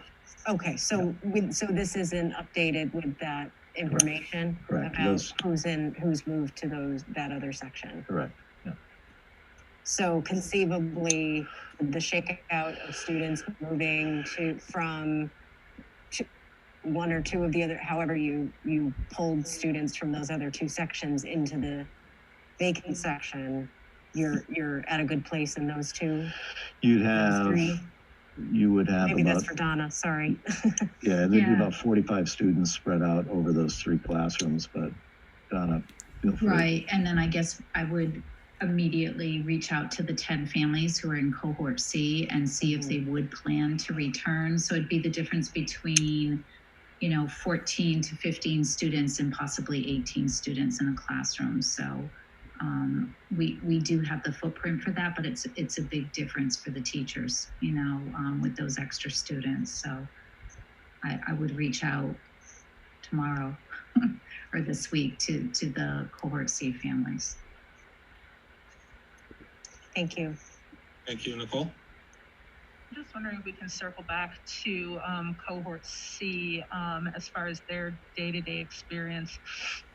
With your current discussion of these numbers, would your expectation be that cohort C would remain as they are now? So in your kindergarten and first grade classrooms, we would now have a teacher who has between 16 and 20 children present in front of them, and they're also responsible for the cohort C students at home?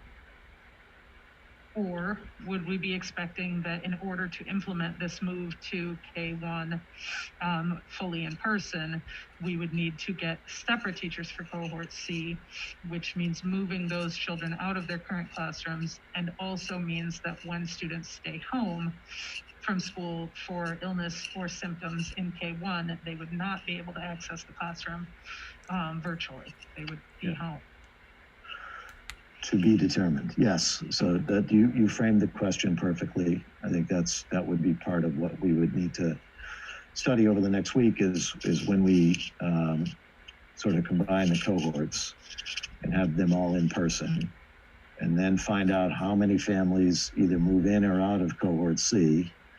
So once we come up with in terms of this goes to the timeline that we're talking about too. Let's say, even if tonight we all agreed on a plan, we would still want to do some education work with our parents and make sure that they're making an informed decision about whether or not to stay with in-person learning or to move to cohort C or vice versa. So the cohort C numbers that are there would likely change based on an in-person model that we present to you.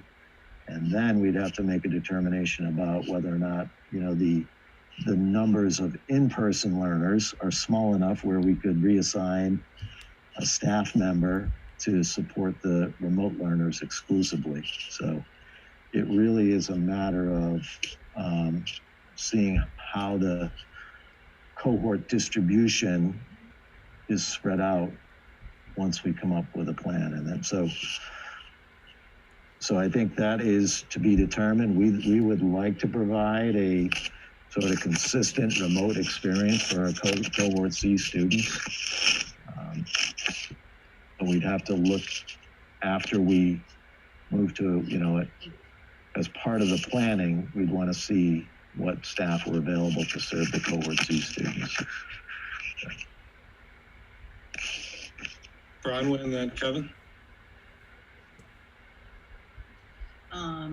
Okay, so I'm just curious, now that we've kind of put grade 2, I guess not in the first return tier, if you will. We're not saying never, but we're saying right now, we don't want to make the kindergartners and first graders wait until we can get that plan done, if we even can get it done safely. And if parents are needing about 2 weeks notice, is it, like I said, having taken grade 2 out, is it fair to say, if the plan is, comes back to us next week and it's successful, we would plan on getting the K and 1 students back in full October 26th?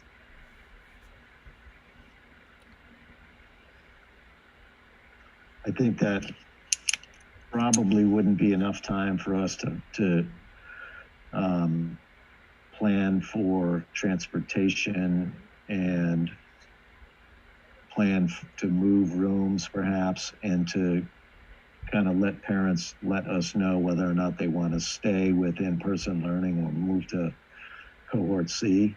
I think our survey, remember this too, what we're talking about now, this too would be a potential change to family schedules. It might provide relief in many cases, but remember, we also have to acknowledge that there would be families that would have some of their students full day in person, and then some of their children rather, and some of their children on the existing hybrid model. So, you know, that I want to make sure that we're thoughtful of families, and that they fully understand the plan, and they have a full opportunity to decide whether or not they want to stay with A or B or move to C or vice versa. I want to be thoughtful of our teachers in terms of the potential for them to have to move their classrooms. And, you know, those of you who have worked in an elementary room, you know what's involved with that, the amount of instructional material and equipment and resources that's involved. And then be mindful that we have to arrange transportation potentially in many cases, and there might be even IEP considerations that we would have to revisit IEPs to make sure we're providing services to students appropriately under whatever new model we develop. So just want to, we're not afraid of the work, but I want to be respectful of, you know, families who have to make informed decisions as well. So I think the 26 would be a pretty tight turnaround for us to provide a quick answer to what was otherwise a long answer. Kevin, then Jamie. Did Bronwyn have a follow-up? No, go ahead, Kevin. Thank you. So I just wanted to give people some context as to what these numbers are that we're talking about. So just running the numbers quickly, if we look at all of the cohort C students in kindergarten right now, and again, I know it's going to change, but right now there are 21 cohort C students in kindergarten and 21 cohort C students in first grade. And again, that's across all three of the schools, right? So I think it's just important to know that. And if you look at the numbers in the kindergartens right now for the students who are in cohorts A and B, right, it's somewhere between 10 and 15 per classroom. If all of the cohort C students come back and none of the A and B switch, right, then we're looking at somewhere between 15, 16 to 18, right? So again, it's just important for people to recognize what the numbers are, and they're similar for the first grade, right? So I think Marty's point about it being logistically challenging is right, because we don't know what those numbers are going to be when we change. So I think it's important to recognize it is going to take some time, because we need to figure out how many kids we're planning for.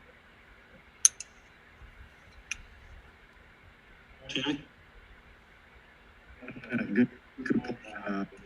That's kind of why I'm saying we gotta tell people when, because you don't know who goes from C, you won't know who goes from C to somewhere else. I think you're gonna get more C. Obviously, Guardian had an issue with 8 or 6 kids in a cohort. Doubling it is probably going to be complicated, right?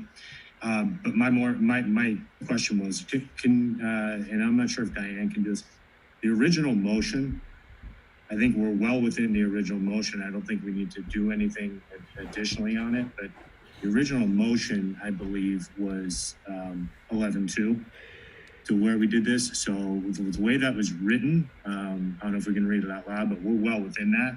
So, I mean, I don't think we need to redefine a date, because 11-2 is the date. That's what we did almost a month ago. So that date I think it is what it is and what we were planning towards. I think as we come back, if we say, hey, it makes sense to alter that date, I think that is what we should be going back to. I don't know if we can reread that motion, because I don't think we need to do another motion or even really focus on a date, because I think we've already voted on it. I think it was 7-0. That we voted in favor that by 11/2, we were going to get more kids school. So I think that was pretty clear. Things change, but that was always the focus, and that was the original date. So I don't know if we can reread that.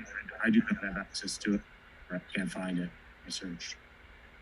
Just from, memory, because I wrote those. The first one was that a plan will be presented, that the administration was directed to give us a proposal not later than October 13th to bring more students back for in-person learning, including our youngest grades K to 2, and students with special needs. And then the subsequent motion about when the plan would be implemented was that the plan, any plan resulting from that presentation or proposal would be implemented by November 2nd.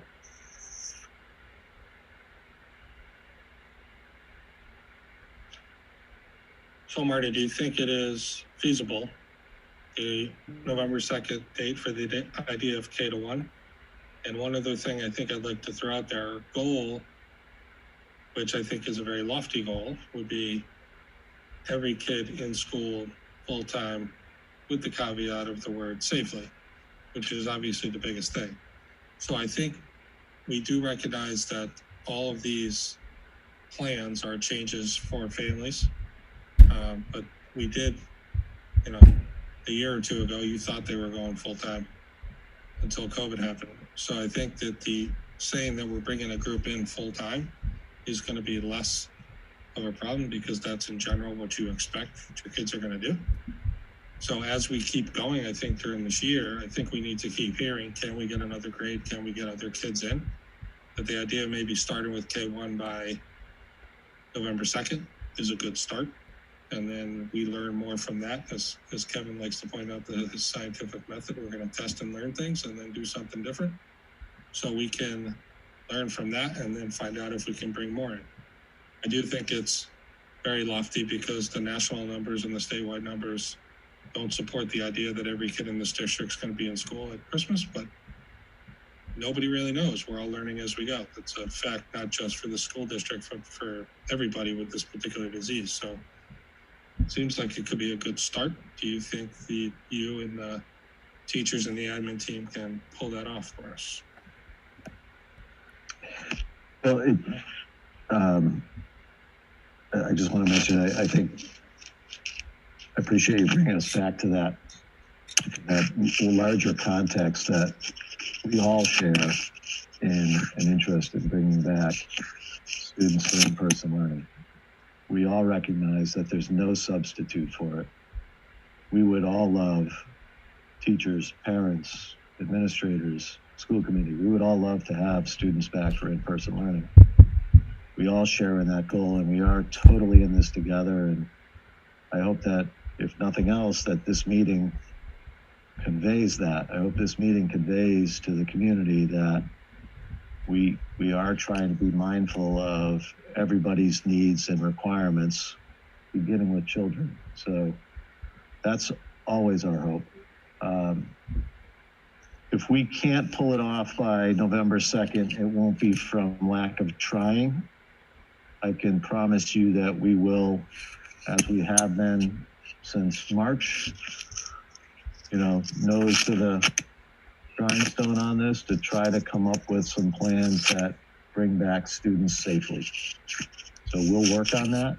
I would just ask that if we come back to you next week and say, here's the plan, I just would ask your, sort of advance understanding if we say to you that the second is overly ambitious or it would be not safe to do it. I just want to, the only thing I think I want to commit to you and to everybody here is that we should do it at the point where we feel that it's safe. we feel that it's safe and we've got all the logistics pinned down and we've done our homework with parents and we've gathered feedback and we can do it by the 2nd, sure. But I want your advance understanding if I come to you and say, to make it safe, we need another week. To make it so that we're fully educated parents, we need another week. To make it so that teachers are properly prepared, we need additional time. I mean, I just want to kind of put that out there. We'll work on it. And as we did with the K-5 proposal, it was an enormous amount of incredibly complex work. I think we only show you the very tip of the iceberg, but there's things beneath the surface that, you know, are hard to explain and describe in a meeting like this. We share your interest in bringing back students for in-person learning. We all have the same concern about our youngest learners. So I'm eager to get to work on it. I'm eager to bring you a proposal on it, and we'll do our best to activate it as soon as we safely can while being respectful of all stakeholders here. Nicole? I just want to echo what Dr. O'Shea was just saying, and take a moment to acknowledge that all 3 of our elementary principals and Dr. O'Shea have spent an immense amount of time on the plans that they have brought to us so far. And I'd like to see that same kind of care go into, and I know that they will bring that same kind of care into these plans as well. I would argue that and I'm not saying that we shouldn't be aiming for November 2nd, but I would argue that I don't know that our current motion from earlier really continues to apply at this point, since we did hear a proposal by the 13th and then have chosen to take no action on said proposal. I would think that we might actually have some room there to look at expanding out time-wise, especially in an effort to focus on safety, although Diane, maybe you can speak to that if I'm incorrect, but I would say that maybe because we've addressed this in a slightly different model now, we might need to make room for that adjustment moving forward. I'm going to pause because I see Susie has her hand up, and I think it might be in response to what I'm saying. And then I have one more question for you. Yes, yes, and I do want to echo your sentiments first, and I appreciate the amount of work that everybody's doing. I've said that from the get-go. I'll continue to say it. Everything you're doing is a Herculean effort that nobody ever anticipated. You know, talking about getting more kids in school at this time of year and what, you know, logistically has to go into that under a pandemic for sure. And I'm grateful to everyone for saying that. To your point though, Nicole, we did not decide as a school committee to not vote on this tonight. That was not the school committee's decision. So there was a proposal brought forward, but it was not, we were asked to not vote on it. So by the superintendent. Therefore, I believe, I would argue that the motion still stands and that while we were willing as a school committee to certainly hear the original proposal, I made the point and the elementary school principals made the point and Dr. O'Shea made the point that the plan did not meet the stated motion of the directive. And so I'm sorry to keep harping on that, but I think it's important to note that the proposal really didn't fit the description of what we were asking for K-2. It was K-5. We were asking for more in-person time. It almost turned into less. So I think that you can't say that the original motion doesn't stand because a proposal was provided. So that's my argument on that, where that stands with regard to the original motions. Thank you for clarifying. I definitely, yes, I did. And I definitely still think, you know, as a goal, I love the idea of looking at November 2nd.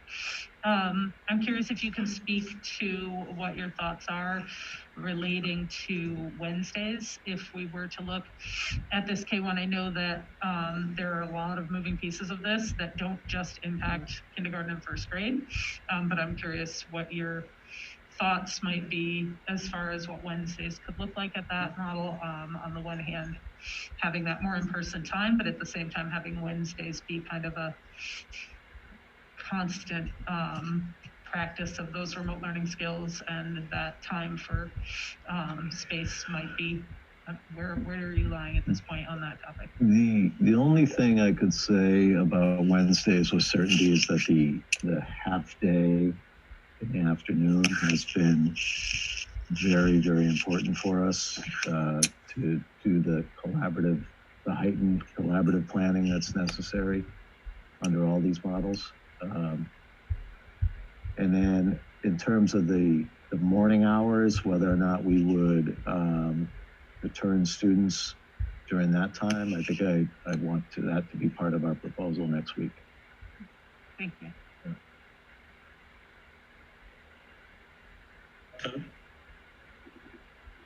Yeah, one thing, just to go back to something I brought up earlier, I really want next week us to understand what Southwick is doing and how they're doing it. And I guess the question, Marty, is that something that you and your team can look into, or is that something you need somebody or some people on the school committee to look into? Because I think that's going to really help us understand how a district in Massachusetts is doing what we're trying to do. Yeah. So I did speak with the superintendent today there, and I have some understanding of how they did it. I think oftentimes, every district's different in terms of the surplus space they have available to them, and some districts have more surplus space because of declining enrollment. And I don't know if that was the case in Southwick, but I do know that they have teachers assigned to their remote learners in the ways that we talked about earlier during this meeting. So while the students are in person, the cohort C students are served the way I understand it, based on my conversation today. The cohort C students there are served by a dedicated teacher. But we can certainly explore that further, but I did have the chance to talk to Superintendent Willard today about their experience, and she seemed to say it was going well. They do have a couple of active cases in their community, and I don't think it's a result of their model, but it's certainly something that they're responding to right now.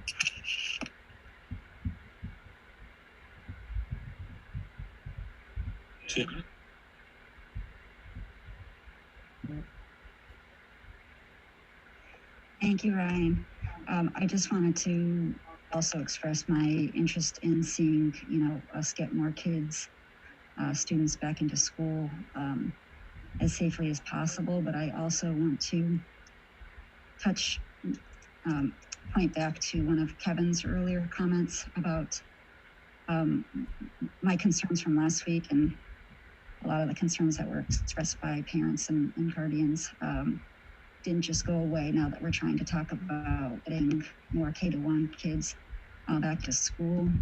I think the potential need for adjustments for students, especially in cohort C, but if we're talking about changing class lists, the potential for adjustments to all cohorts. I just want to keep in mind the stressors on the children for any of those changes. I also think that while the family logistics might be lesser, challenges for some, I believe that there will still be, significant challenges to some families. And I just want to be clear that it's beyond a temporary inconvenience. There are tangible stressors and, invisible stressors that the kids will certainly feel if there are stressors in the family and in the adults. So I just want to be clear on that. And the special education students,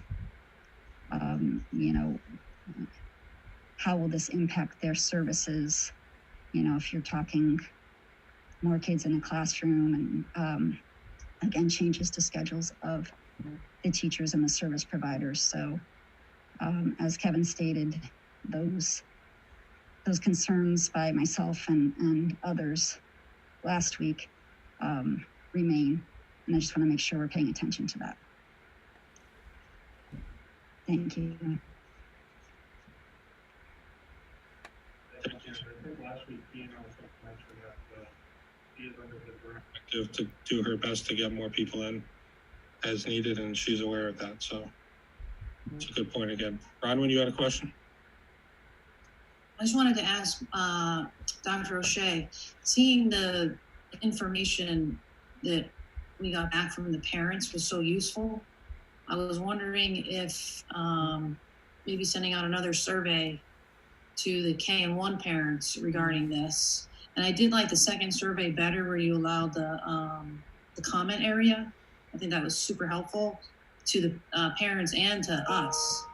We got a lot of great feedback, and you know, just to make sure we're on the right track, I would be in favor of you sending out another survey.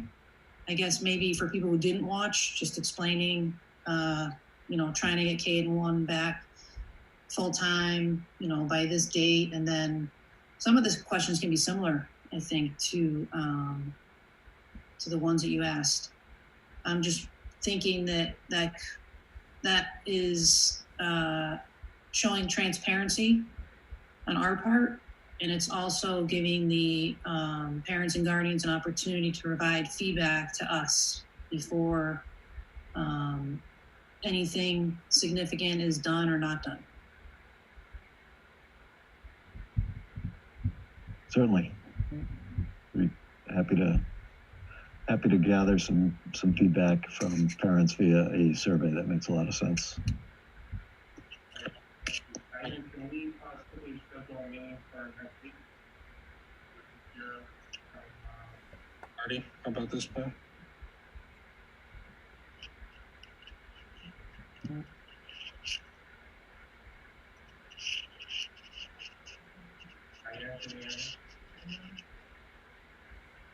Let me talk to her. I'm sorry, I didn't hear what you said because it's very quiet when two people are unmuted. Okay, sorry. Can we schedule a meeting for next week so that we could hear this proposal? Absolutely. October 20th? Yes, Gianna?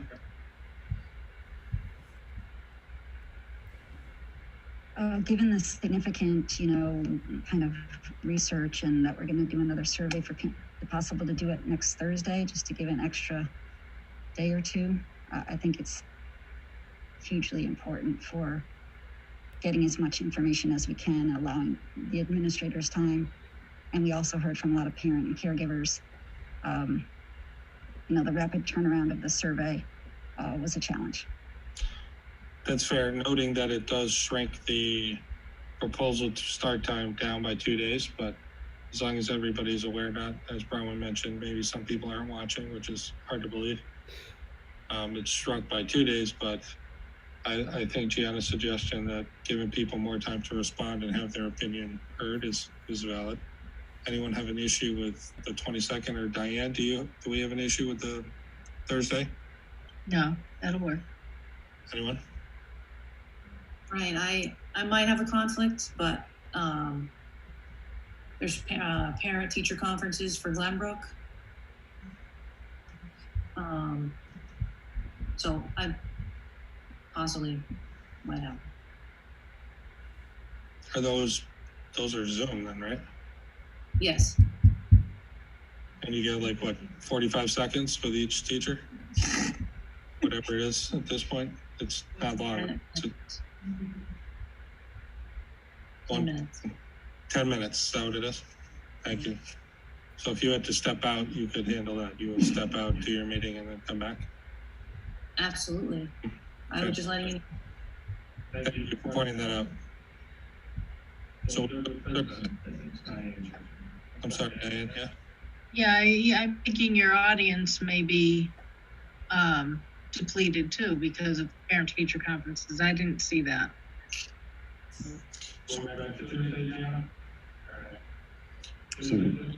Sorry, are they on Wednesday too, Diane? Are they Wednesday, Thursday, the conferences? No, they're Wednesday, Friday. No, I'm sorry, Thursday, Friday. Oh, goodness. Thursday, Friday. Can we think about splitting the difference and making it Wednesday? So if it's a go, we have another day to implement. I'm trying to, people are so quick about getting back to us these days. Thank you, people. I'm not sure if we need time to move classrooms and those kinds of things, that we might need a little more time on that end of it.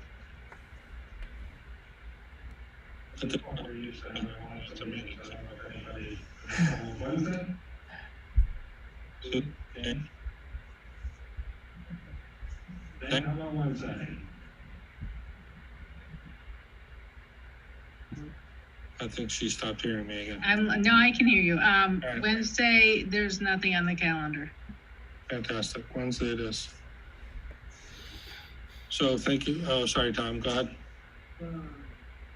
Sorry to throw a monkey wrench into this, but I believe our middle school conferences will move to Wednesdays to make it easier for teachers. I think we moved them to the 21st and 28th.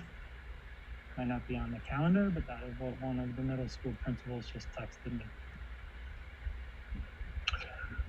Diane, do you have the, I thought Diane, you might have the latest and greatest dates, but. I don't have that they were changed to Wednesday, but I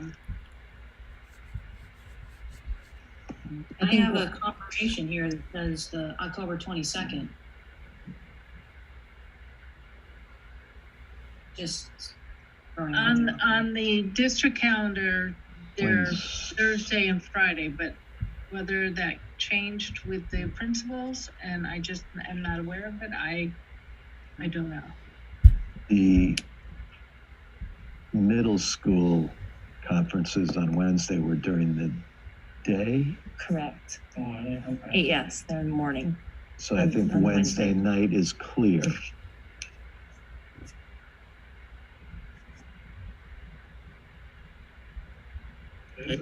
Wednesday? It's like curtain cuts. You good? All right, Wednesday, Diane. Let's try for Wednesday. Okay. Good. So thank you for the update, Superintendent and principals. Appreciate that. Our next item will be a superintendent report. Muted. I think you've heard enough. So unless there's something, we did have I would note, a wonderful PD day today.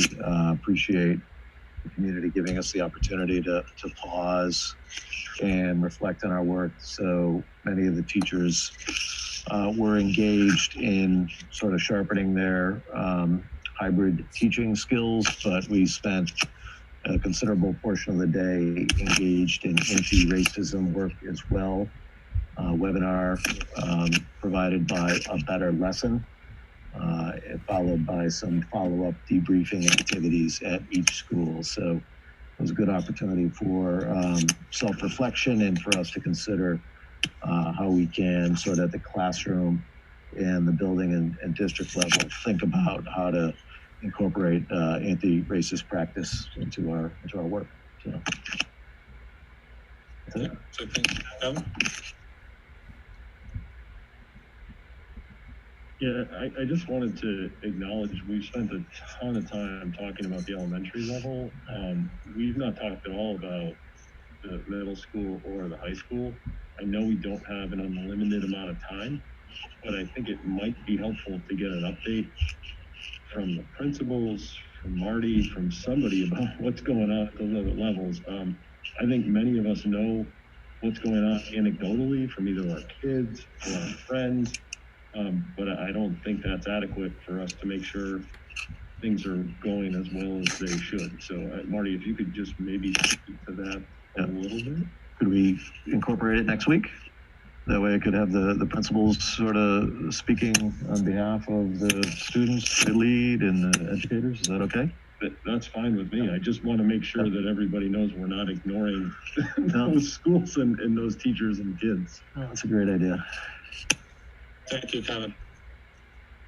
So for chair report, I would like to again talk about all the emails we got. We appreciate, And that significantly, every single one of them mentions, and thank you so much for how hard the teacher is working.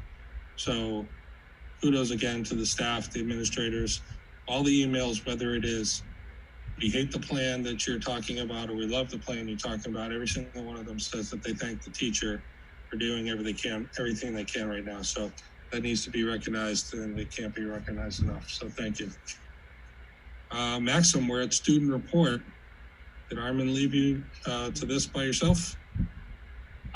Yeah, I was not aware that there was going to be a meeting today until halfway through today, because everyone wasn't briefed that who won the positions. So I didn't make a report this week. That's fine, no worries. But I'll have one next time. Fantastic. Yeah. Push the judge outer when you get a chance. Will do. Right. Other reports, LPVC. Brown, where are you? Do we have an LPVC update? Not tonight. Thank you. Energy and sustainability. Open space. And we do not have any subcommittee reports. Ongoing business. We have our goals for 2021. Marty, I don't know if this was possible to be posted on the screen for our visitors, but it's definitely something that we're going to post on our website. Last week, we worked on our goals in a retreat with the administrators, and we look to share those with everybody this week. And then we will vote on them.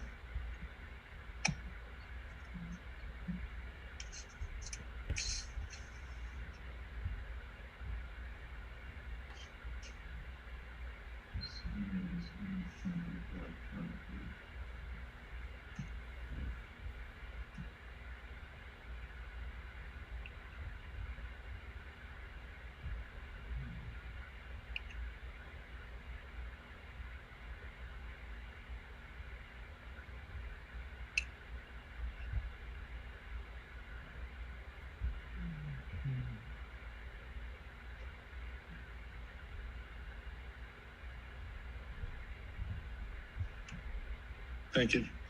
So I am going to read through this, even though people can read it if you're looking on the screen.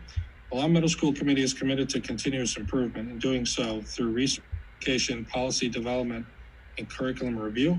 The committee commits to these measurable outcomes during the 2020-2021 school year.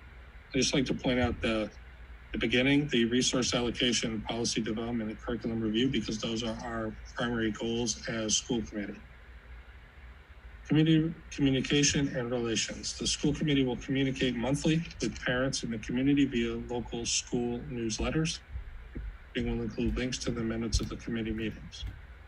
School committee will host students and educators from the district to school committee meetings to showcase student work that represents district initiatives, goals, and civic involvement. Showcases may be conducted remotely, and obviously this year and at this time they will have to be.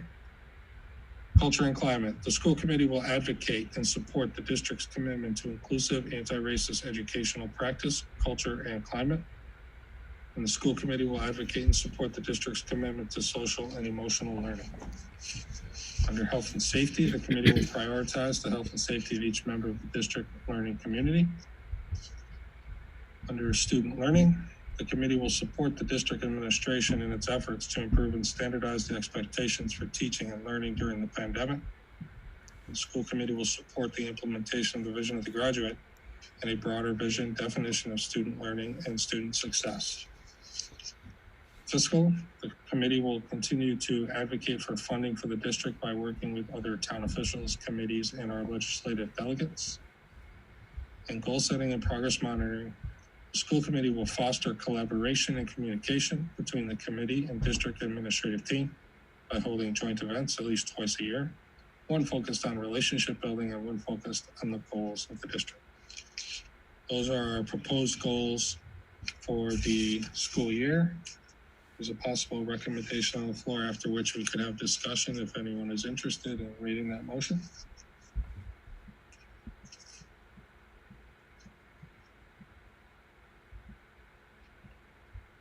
I move that the school committee approve the 2020-2021 school committee goals as presented. There's a motion, is there a second? Second. Myself, any discussion?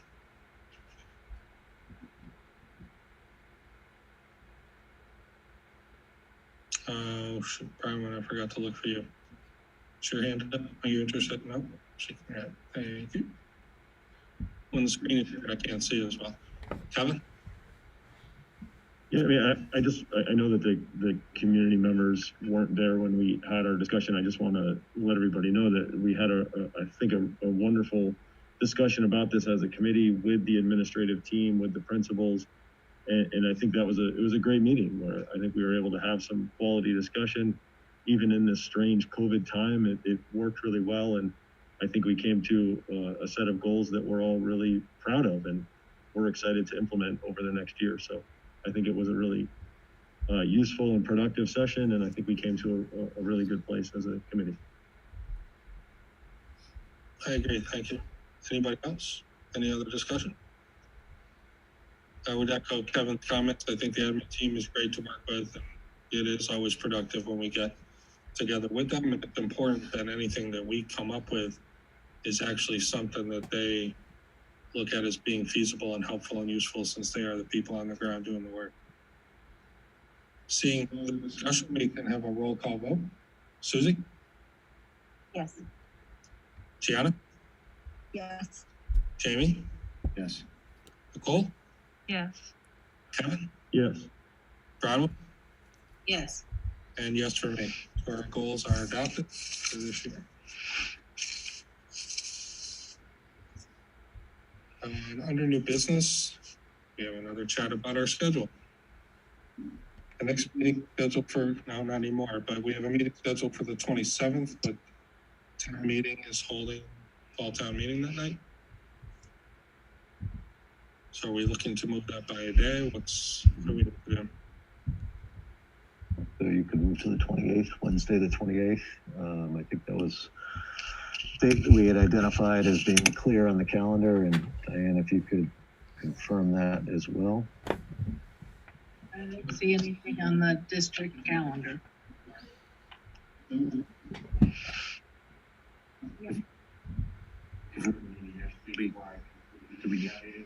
Can't hear you, Jim.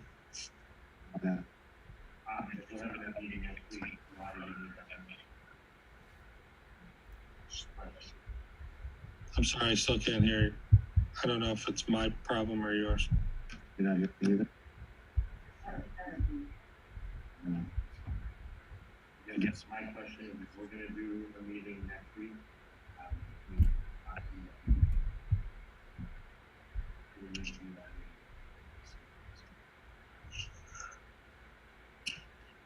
I might just recommend keeping it on the books for now, and it's easier to cancel it if next week than try to reschedule it next week. The point seeing is every meeting we come up and we have a reason to have another meeting, so let's leave it at the moment. Move it to the 28th. All right, Diane, can we put that on the 28th, please?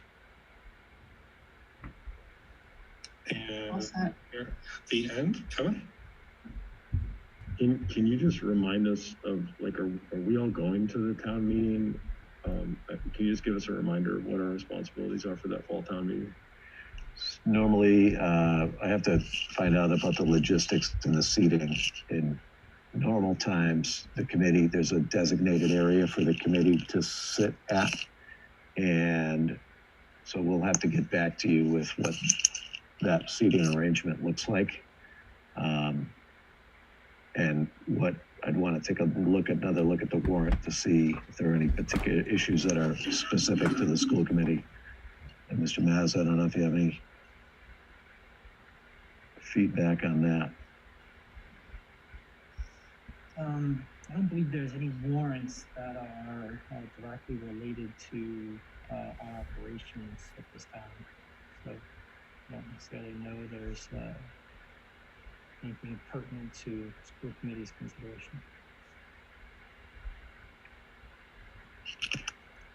I'll get back to you on the seating arrangement and if there's anything that is worthy of your attention at that meeting.